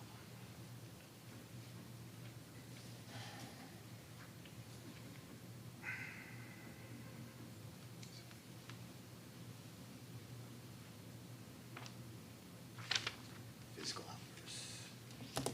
How will pre-K handle the changing of diapers for those who are not toilet trained? We don't change diapers in pre-K. No, yes you do actually. Yes you do. See, I didn't bring my members here because I wanted to protect them. Thank I you. told them not to show up. But yes, they do change diapers in pre-K. They do. If a kid has special needs, they do. And there are also multiply disabled children up here in the district I can call it? who have to be cleaned, who have to be Legally? wiped. Yeah. Yeah. Legally? So we have policy? Please correct me if I'm wrong.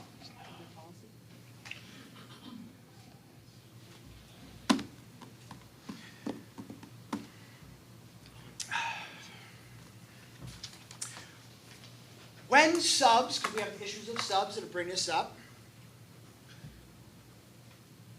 if we don't have enough staff to teach, and we don't have subs, will we do what we did last year and pull special ed teachers to go teach other classrooms? If so, you are now infecting more people by making them move throughout the district.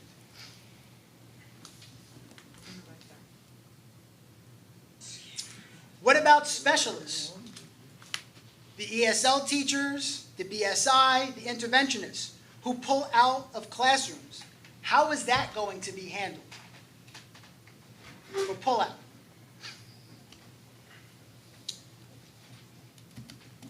How will the autistic program exist considering all the modifications and requirements that are necessary?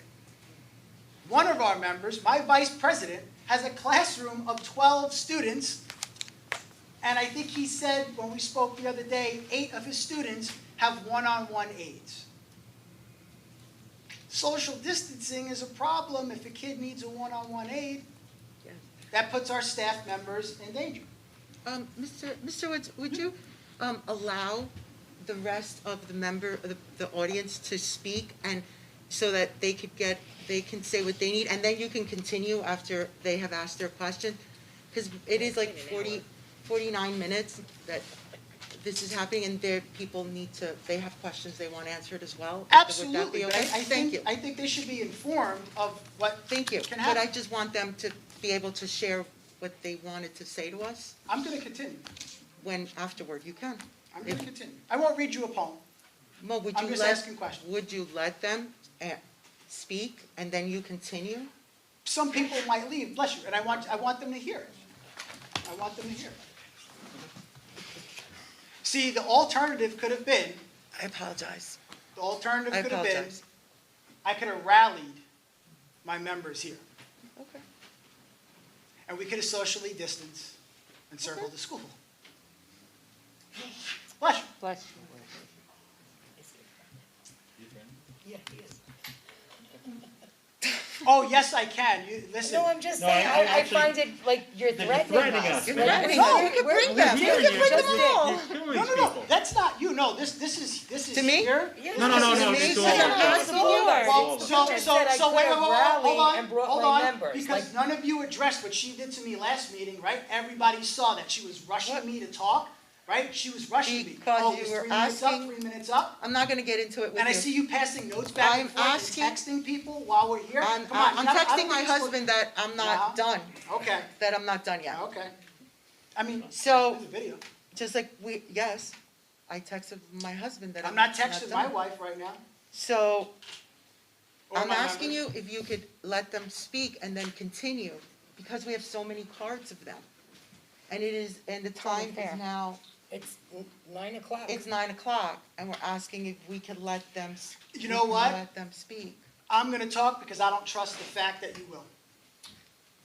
Okay. I That's know. not fair to Yeah. them, though. Maybe they have to get home to their families. Because this is I'm very, sorry, you know, that but we're I'm sitting in here advocating in a for every closed single quarters, person the way here we in the are, district. We're it's sitting not in closed healthy. quarters. Don't It's try not to turn it healthy. on me. No, it's not not, healthy. and It's it's not not, it's a healthy. fact. You don't even have a mask on.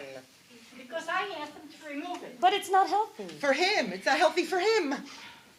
Mr. Woods Let him speaks talk, let him over talk. Let him 1,000 talk. people. He Go had ahead. 1,000 minutes. Let him talk. Did you time it? And I speak for 1,000 myself, minutes. and you should put your mask back on, too. I just took it off because I need to breathe. We all do, but we are Don't take here. your mask Thus, No, thus another it's not- reason why you can't send teachers and students Okay, back but we into the understand classroom. that. We We get get it. it. We Well, voted for well, virtual. well, I'm holding on to a kernel of information that was shared with me earlier tonight because I'm gonna be a good person, and I've been, to the fault of my own, I have trusted people in the past. Mr. Woods, if I might add, ladies and gentlemen, in the past, we have allowed the president of the union an unlimited amount of time to speak. Yes. So allow him Yes, to that's what we're continue, letting please. him Fine. speak. We're letting him speak. Good, good. But you're holding everybody hostage. It's his privilege. To hold them hostage? It's not holding him hostage. He's got an opportunity to talk. We voted and we Okay, okay, allowed let him him talk. that Let him time talk. period. Simple and to the Let him point. talk. That's fine, let him talk. Let him go. Yeah, no, I'm talking. Go ahead, Mr. Go Woods. ahead. I understand. Let's go. I understand. How will events like back to school night and parent-teacher conferences work? We got to think about those questions. And the reason why I'm presenting these questions is because you all need to be aware. Some are not teachers. Some have been out for a while. So, I mean, listen, people forget stuff, right? Or if you've never been, you just don't know. And I'm not saying that as like as a knock. I'm just trying to inform people. That's all I've ever done.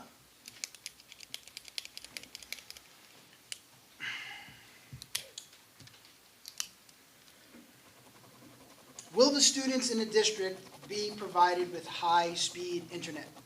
This is something that I brought up in my questions.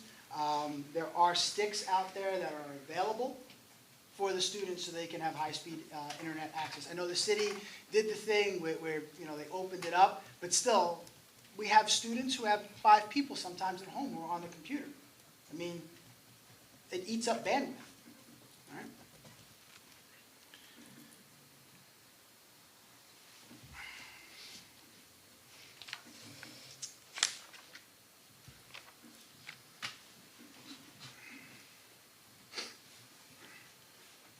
What is being done by the board when it comes to state testing and evaluations? These are questions that have to be asked, right? Are you advocating to the state asking for the dropping of standardized testing this year? That's something that needs to be addressed, all right?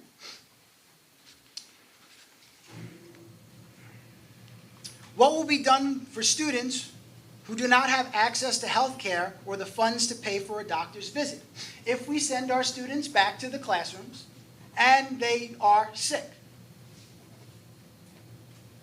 We do random drug testing here. Sometimes parents refuse to have their child sent to a place to go get, drug tested at their doctor. They probably refuse for the most part because they probably don't have the money to pay for it at that moment.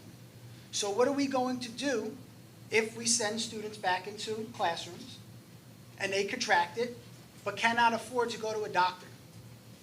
Are we going to be testing students here in the district?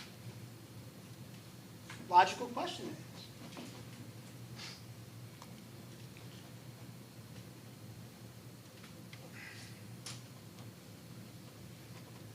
If we are in the virtual world, how will we know when a student arrives? And what will be the protocol if a student does not check in? Questions that we do need to address. Will our staff be provided with professional development based on FERPA, COPA, HIPAA, SIPA, IDEA, and the ADA? We're going to have to do those things because they're going to change. Right? So we have to get that for our staff.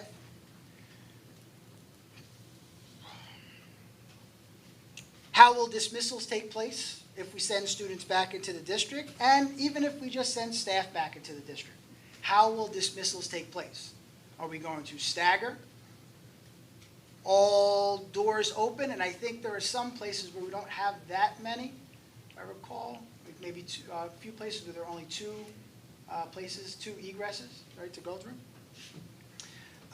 What cleaners are going to be used, and are they EPA approved? Now, I heard on our leadership meeting the wise wisdom of a person said, just use bleach.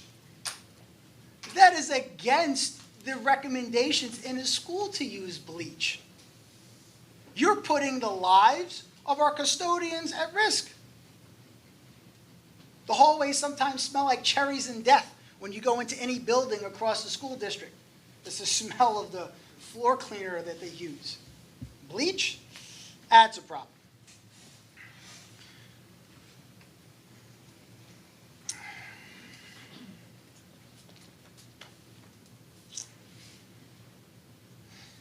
Do we know how many students take care of siblings in the district? If we were to go to a hybrid model, that's a problem. I'll give you an example. When we moved a couple of years ago, and Mr. Kopaz and I actually had the conversation, and Dr. Degnan, we had the conversation about this, and we alleviated a lot of that. But we have a lot of students in the high school who take care of younger siblings across the district. On those days when the high school teachers had to come in regular time and elementary let out early, some of the high school kids didn't show up to school because they had to pick up their sibling. So what impact would that alternating schedule have there? How are we going to take care of aftercare or more before care if we send students back? Are we going to be able to socially distance for before care and aftercare? Who will staff that? Because you're putting people at risk also, those staff members who are going to do that. Because unfortunately, we know a lot of our members are hurting right now. They don't have the ability to do those extra jobs that were out there. Right? And people are probably going to jump on those jobs if we were forced to return because they need money. Because our pay is horrendous. You all know it, I don't need to school you on it, but the first 12 steps are $200. Okay? And there are people in our district who are starving for money because some of them it's a single family household and they have to do what they got to do to get by and live. Have our local politicians reached out with any solutions to the school funding issues or the return to face-to-face learning? I don't know.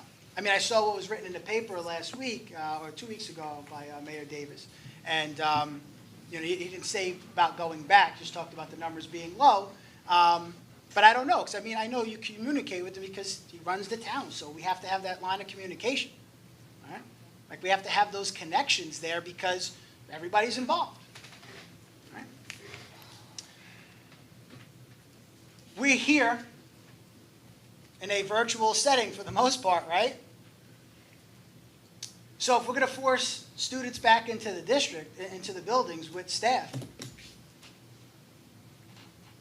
why don't we have a full-on open board meeting? Why don't we have a full-on open board meeting if we're going to force staff members and teachers, staff members and students back into the buildings? We should have a full-on board meeting. Now I know numbers have dwindled here and there, because not a lot of people want to sit through this fun. But why not? Why are we virtual for the most part? Superintendent Neese addressed this, but we would have to figure this out. How long will it take for staff and students to enter into their building each day, right? If you go hybrid, what's that going to look like? Students and staff are going to line up outside their buildings at 6 o'clock in the morning to get into the building to do the, go through the metal detectors, right? To be scanned for your temperature. Now, what if the kid has to be pulled off the line? Do we have a mechanism in place for that? To then move that child, or even teacher?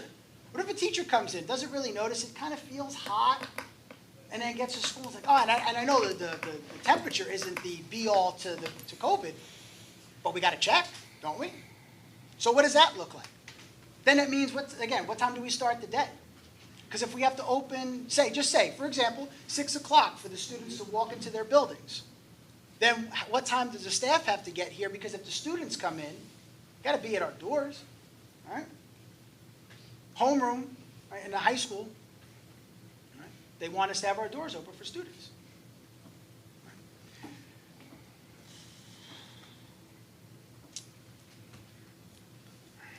If we return back to the high school, how will the ID situation be handled?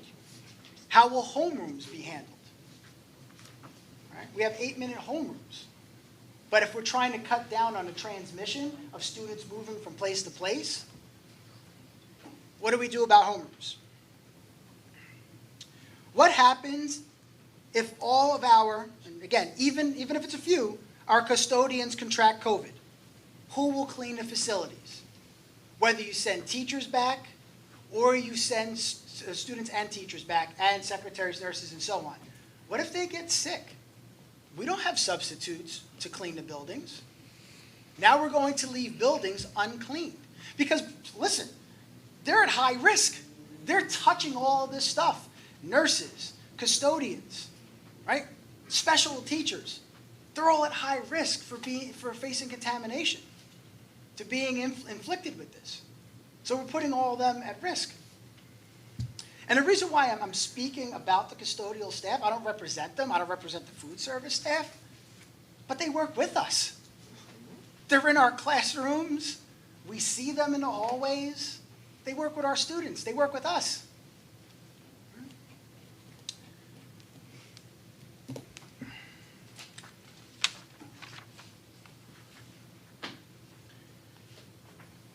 If college campuses are moving to virtual learning, how can they require a student practitioner, which is something to address, to be a student teacher in a classroom? And again, if colleges are going remote, why would we force people back into buildings if colleges are going remote? Some of the best places in the United States, Harvard University, remote. Hand washing, tea.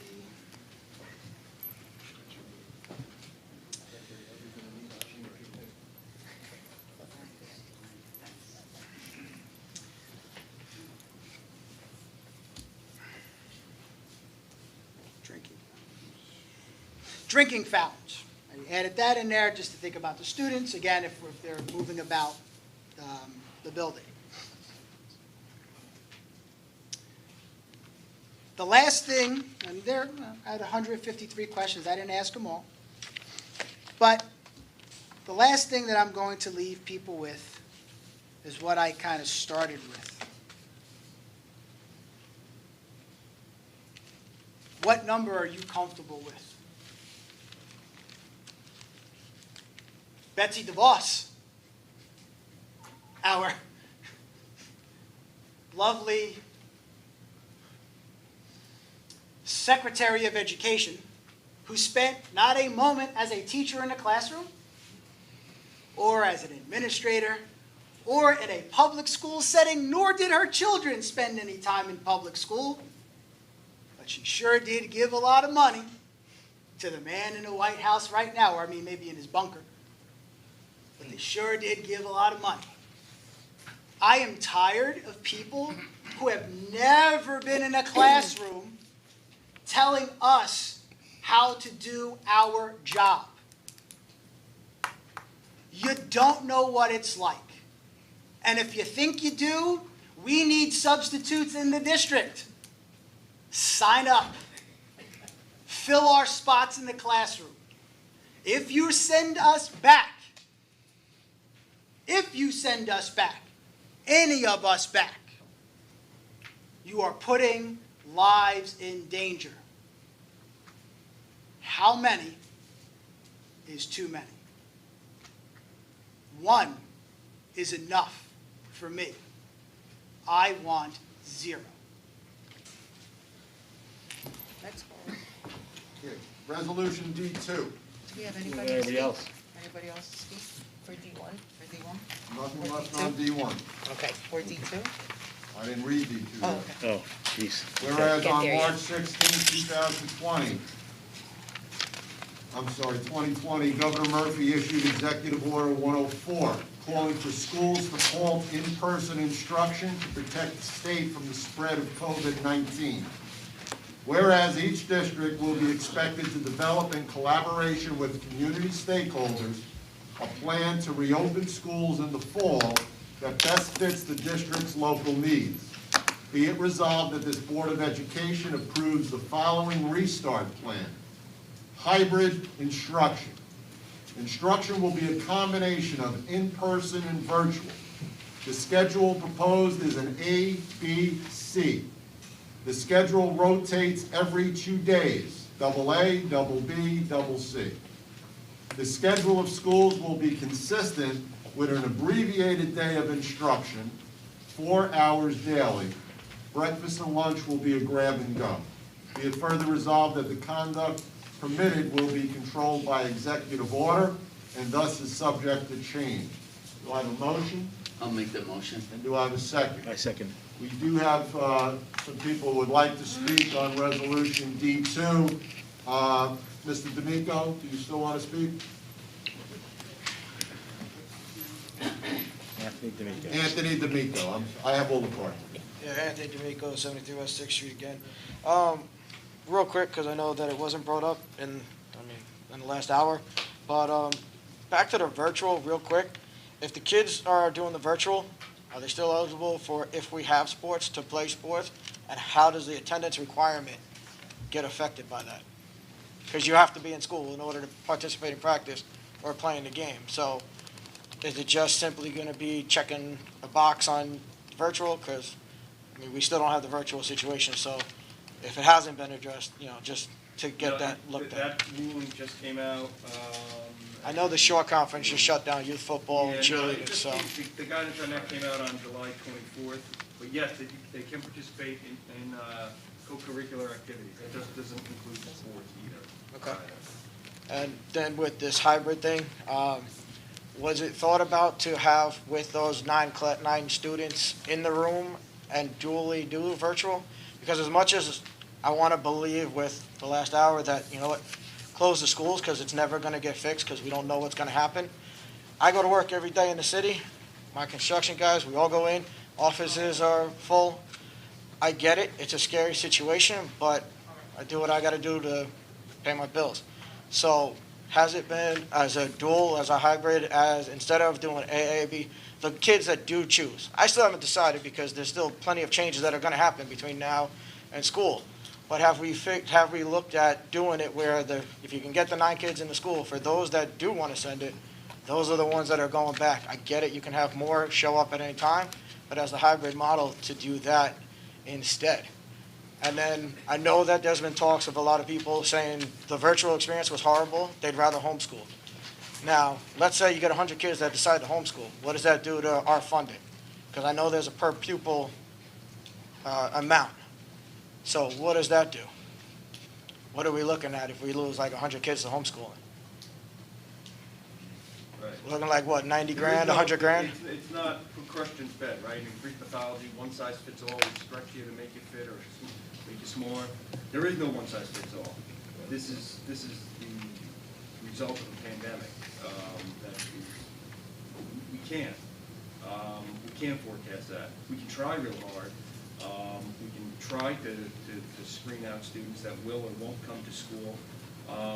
I just want to take 1 minute. I want to applaud the board. Does everybody realize we're the only district in New Jersey that actually approved a plan for virtual instruction? We're it. And we're going to send that plan, and we're either going to be approved or not approved. Lead, follow, or get out of the way. And that's what we're doing. So we want to do the best for everyone. The board has worked very hard on this, and this is not easy.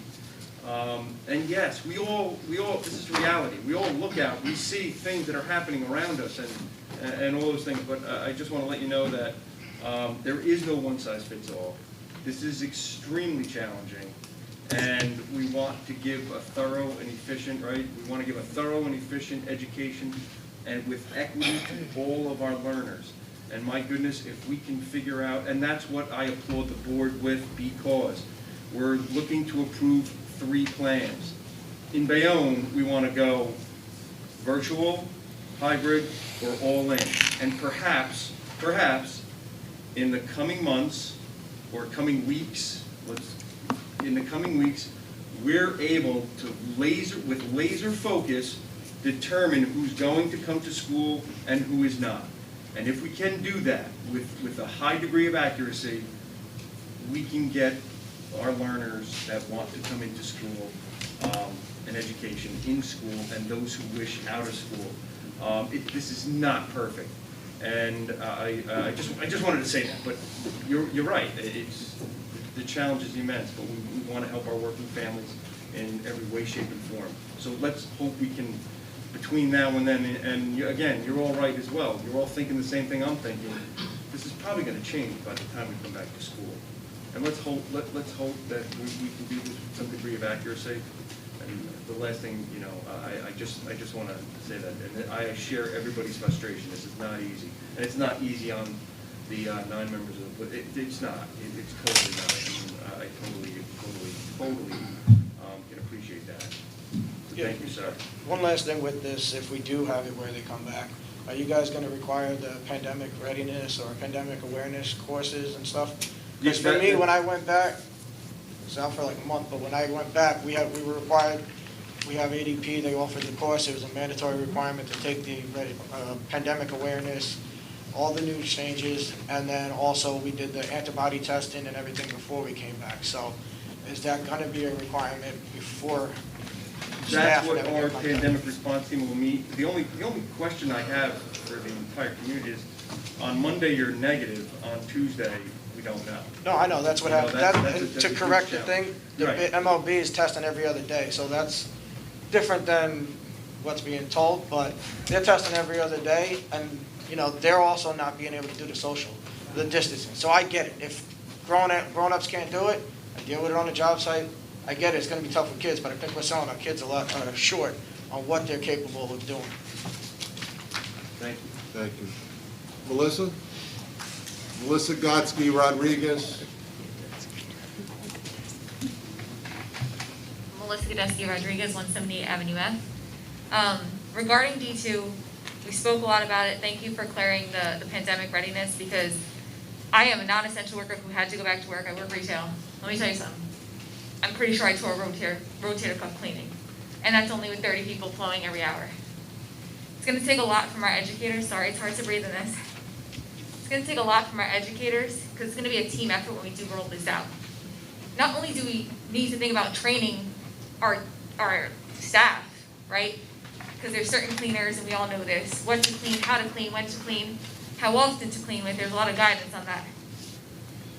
We kind of talked a little bit about before, but if it happens, the teacher goes out. Let's say we go back. Teacher goes out. They got to quarantine for 10 to 14 days, whatever the guidance is, right? Bring in a substitute. That substitute is potentially exposed to that kid. So it does become a little bit concerning. So like when we think about that part of that plan, I would hope that that's addressed also, not just with the teachers, but with the families sending their kids back who make that decision, because they're going to want to feel good about whatever is in place when that does happen. PPE being provided. In my job, we provide 100% PPE at no cost to my team. We don't make a lot of money, and we provide 100% cost. I'm hoping we're also thinking about that too, right? For all of the staff, is we don't know their home situation. We don't know if they'll be able to pay. We can all assume they have a job, doesn't mean they don't have struggles. So just something to think about when we think about if we do go back. I would love to send my kid back. I just would love to see, and so would every other parent here, what does happen on that end. Pure transparency is critical here. Thank you.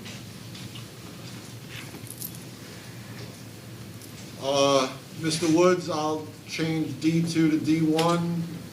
There's only one thing else that I wanted to add.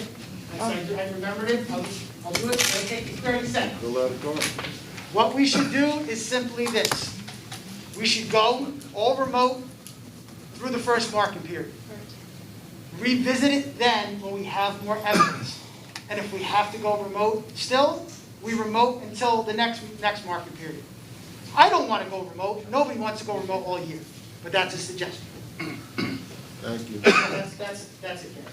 Okay, so I have a motion and a second on resolution D2, I'll make the motion. Yeah, I second and I have that second. On that motion and second, trustee Alonso is absent. Trustee Broderick? If I can make a little statement, not much. I was never really, well, one thing is, just to answer the question, one person, if you lost the life of one person, it's way too many. I certainly feel that way. I pray every day that this virus would end, trust me.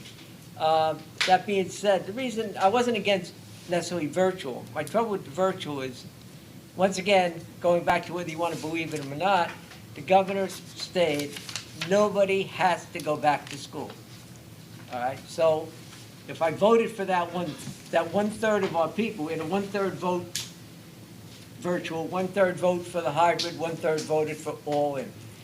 If I voted for the virtual, then I'm taking away 50% of the people that want their kids to go back to school one way or the other. So that was the only reason I voted against the virtual. The other part of it was that I was told that 80+% of our teachers did want to come back. This is what was told to me. Mr. Cope has also assured me that he had different plans concerning all our teachers and their situations, whether they could come back or couldn't come back. So I'm trusting in that. But that was the reason why I voted no for that, or voted no on the first one. But anyway, getting back to D2. D2, I think it's not the perfect plan, but it does help students and parents to a better degree than the first one, and I'm going with that third, so I'll vote yes for that one. Trustee Burke? Yes. Trustee Cassius? Yes. Trustee Egan? Yes. Trustee Finerty? Voting for hybrid? Yeah, put it Yes, later. Plan 2, hybrid. No. Trustee Wilbeck? Yes. Vice President Munoz? Yes. President Bellato? Yes. Resolution D3, whereas on March 16, 2020, Governor Murphy issued Executive Order 104, calling for schools to hold in-person instruction to protect the state from the spread of COVID-19. Whereas each district will be expected to develop in collaboration with community stakeholders a plan to reopen schools in the fall that best fits the district's local needs. Be it resolved that this Board of Education approves the following restart plan, all in following CDC guidelines. All students will receive in-person instruction 5 days per week, respecting CDC guidelines. The schedule of schools will be consistent with an abbreviated day of instruction, 4 hours daily. Breakfast and lunch will be grab and go. As per the New Jersey governor, students can opt out on in-person instruction for remote learning. New Jersey Department of Education to release guidance on students opting out of in-person instruction. Be it further resolved that the conduct permitted will be controlled by executive order and thus is subject to change. Do I have a motion? I'll make the motion. Do I have a second? On that motion and second, Trustee Alonso is absent. Trustee Broderick? For all the reasons I said on 2, I'll say yes to 3. Thank you. Trustee Burke? Yes. Trustee Cassius? Yes. Trustee Egan? Yes. Trustee Finerty? Too premature, I say no. Trustee Wilbeck? Yes. Vice President Munoz? Yes. President Bellato? I have one final resolution I'll read into the record, D4. Whereas on March 16, 2020, Governor Murphy issued Executive Order 104, calling for schools to hold in-person instruction to protect the state from the spread of COVID-19. Whereas ensuring continuity of learning is critically important during this time of great stress for families, educators, and students. The degree to which districts will be able to return students to brick-and-mortar education remains uncertain. Whereas in planning curriculum instruction and assessment for reopening, districts must focus on building staff capacity to deliver highly effective instruction in hybrid environments, as well as preparing them to address any learning gaps that might prevent students from meeting grade level New Jersey student learning standards. Whereas the Bayonne Public School District will be utilizing a learning platform to provide a thorough and efficient education. Whereas it is imperative that districts provide professional learning that will better equip leaders and certified staff members in online and remote learning for students. Be it resolved that all districts, certificated instructional and paraprofessionals be offered professional development opportunities from July 28th through the start of the 2020-2021 school year. Be it further resolved that teachers will be paid $20 per hour for participating in virtual training from an instructor. Motion? Yeah, I make a motion. And a second from trustee Egan. On that motion and second, trustee Alonso is absent. Trustee Broderick. If we have to go that way, then yes to this. Trustee Burke. Yes. Trustee Casali. Yes. Trustee Egan. Hope for the best, plan for the worst. I vote yes. Trustee Finnerty. Yes. Trustee Wilbeck. Yes. Vice President Munoz. Yes. President Bellato. Yes. I know, but they didn't. Okay. We had some questions from the audience. One of our students, Kenyanya Holly, from Bayonne High School. Now, I know you filled out a couple of cards. Maybe we'll do it all together, maybe, if you can? Sure, why not? Whatever you'd like. Like, my stepmom, she has a really bad immune system, and she's already a teacher, and she gets sick really easy. So if I bring it home, right, and my stepmom gets it, that's it.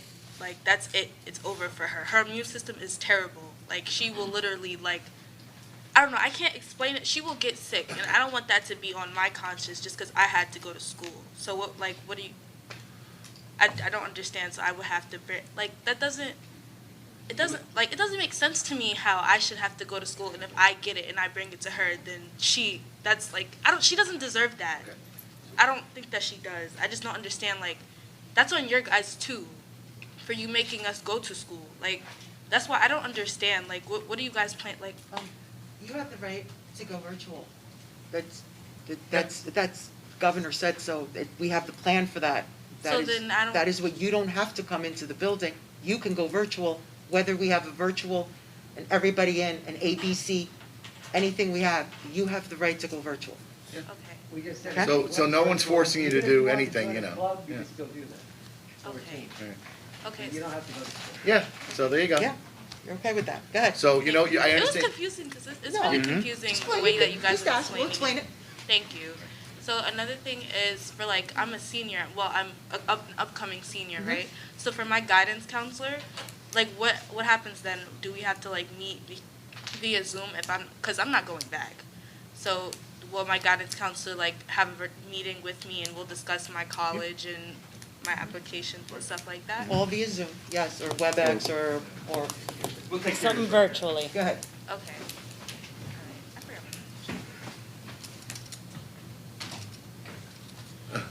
He's gonna take care of you. Thank you. There you go, Next. see? That's service for you. There you go. Okay, next up, Ms. Stacy Moore. Is Stacy still here? Ms. Moore, would you please just go up to the microphone?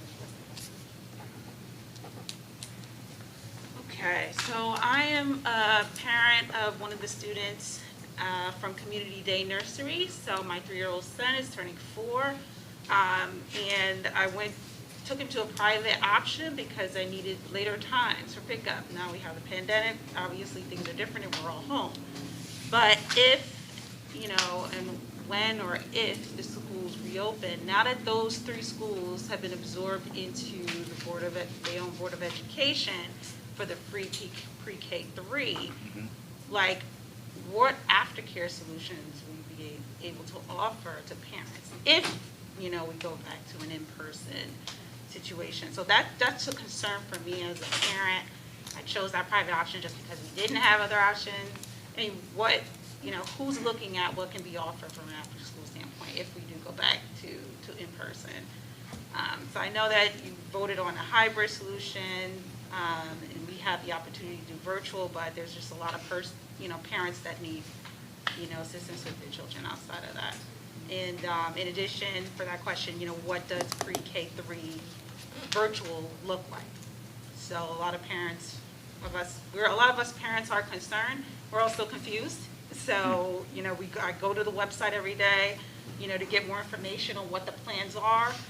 So if you can also look at a better way of communicating to parents what's going on, what you've decided, or even what's being decided, that would be very helpful. So right now, it's confusing, and we don't get enough information on the website. So a lot rolled into one, but that's a concern that we have. Well, We have it, so right now, we do have a committee working on the early childhood, especially with the pre-K. As we're moving along, we're looking at all these different scenarios.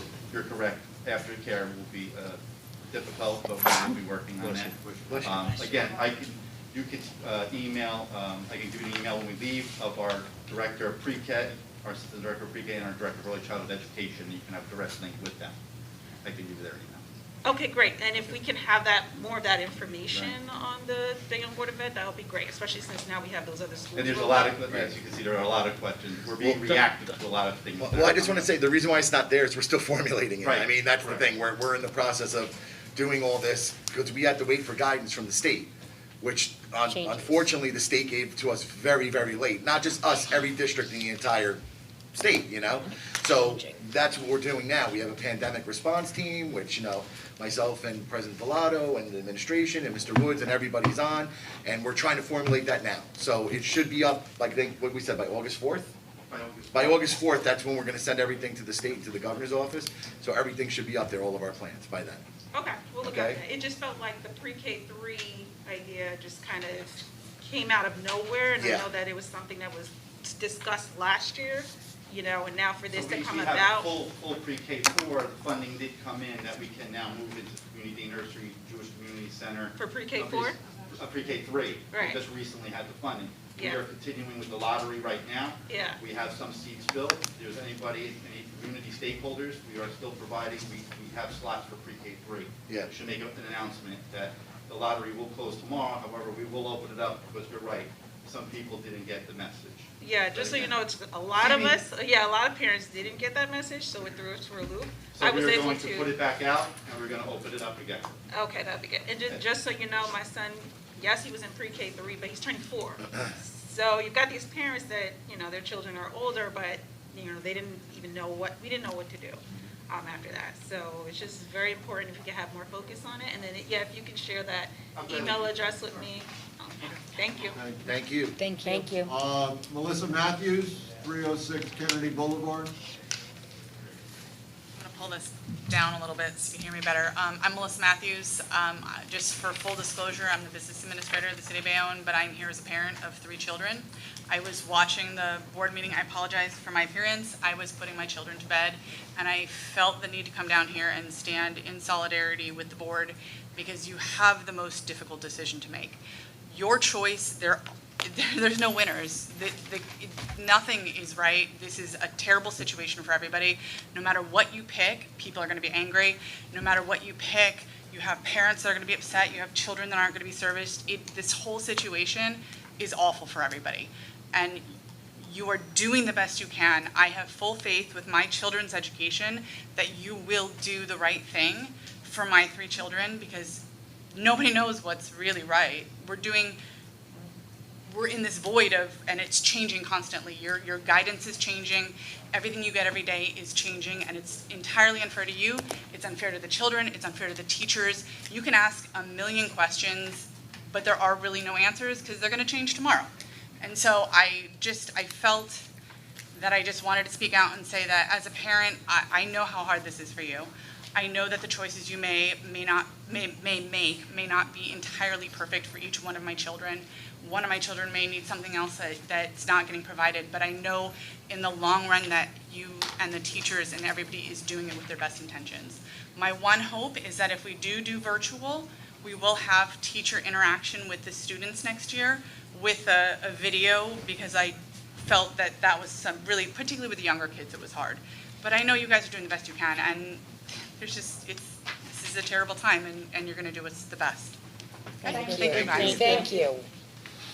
My last card, Melissa, has an open question on special needs. Melissa Godesky Rodriguez. Melissa Godesky Rodriguez, 170 Avenue F. So, survey went out that had nothing that applied to my child. Nothing that applied to 1,500 of those children. I'm a little angry about it, actually. I usually don't get, you guys are doing a great job, but that was a miss, because, and I know we're having a meeting with the CPAC, but those questions, like, I answered them because I want you guys to have accurate information. You guys deserve that. How do you make a decision without some information? That's fair. But I looked at it and I said, well, PT, speech, OT, behavioral intervention plan, I can go down the list. Some things I want you to think about, right? We heard a lot about general education, and I know, and again, I'm not going to repeat myself, but there's a meeting. Children who need aids when we go back to school, going to be something to consider, and how a parent feels and how that kid feels. Some of those kids are on 504s that require that aid. They actually have some opinion in their education how it happens. I want us to consider that. You know, separation between some of these special needs kids. A lot of these special needs kids are immunocompromised naturally. Take out the medical, they're just compromised for many different reasons. Some of our kids have to go back to school, whether anybody likes it or not. And I'm somewhere in the middle, I don't have an opinion. But the kids that can't, my kid is a kid that can't. PT, OT, speech, modified plans. I mean, there's a lot of work that has to go into it, and I don't feel like our voices were heard. I feel like our voices were forgotten. And you guys always do a great job, and you always respond to emails, and I don't want to take that from you. But there has to be some accountability and ownership on saying, we should have really rethought about that. I'm just reading a few things some parents have sent to me because they had some concerns. Can we be our child's aide? Can we be hired by the Bayonne Board of Education to keep our child safe as an aide? Because there may be aides that can't go back for many reasons why some people stated they have different challenges. Like, is that something we consider? Hey, there's people that get paid to stay home and take care of their special needs child right now. I just want to know why that survey wasn't modified, since 1,500 children's education are modified. I just want to know, like, what was the thought? Why didn't we? I would like something on that. Okay. No, I'll be more than happy to sit down and talk to you more about it. Thank you. And then the last thing I want to say is that I hope there are many parents that are involved in getting this information from the parents from the community. Not just one, not just two, not just three. This needs to be a round table, whether it's a virtual call, doesn't have to be face-to-face to protect. There are many voices that need to be heard. I don't want our kids getting the short end of the stick. I don't want any kid getting the short end of the stick. But our kids have really suffered. A lot of kids, teachers, everybody. I don't want any more kids to suffer. Just please put some thought into that. Listen to the parents that are emailing you, because they know what's best for their child.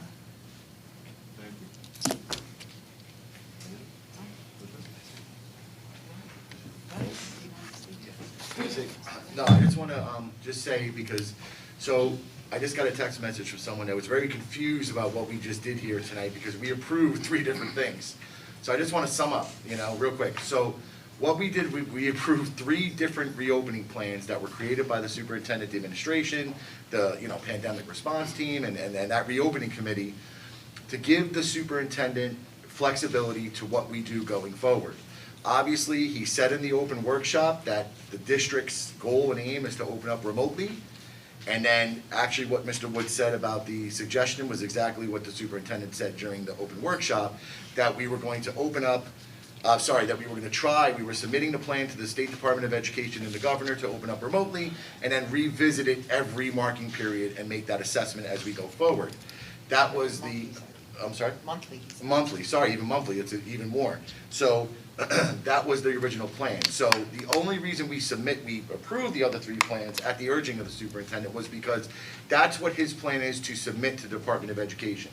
If they come back and say you cannot go full remote, then we have to have the other options approved to give us the next available option that provides, Hybrid. Hybrid. a hybrid, I'm saying that provides flexibility for everyone, for the parents, for the teachers, for the staff, and try to find common ground in that, in that arena. So that's why we approved 3 different plans, but the plan to go remote is the actual plan, and we're gonna wait back to hear from the Department of Education and the governor's office. So, but I just want to thank, the administration, that response team, the reopening committee, Superintendent Neese, thank you very much for all the hard work that you guys put in. It has been a lot, and a lot of employees came together to make this, It's been stressful, we've had a lot of meetings, a lot of late night conversations, and again, nothing is perfect, obviously, nothing is 100% foolproof, but, we are trying to do the best that we can up here, and I think everyone has the best of intentions. We just voted to go remote, to try to, to keep everybody safe. So I want everyone to keep that in mind. Nothing is the best, but I want to say thank you to everyone who worked on this plan because it has really been a lot.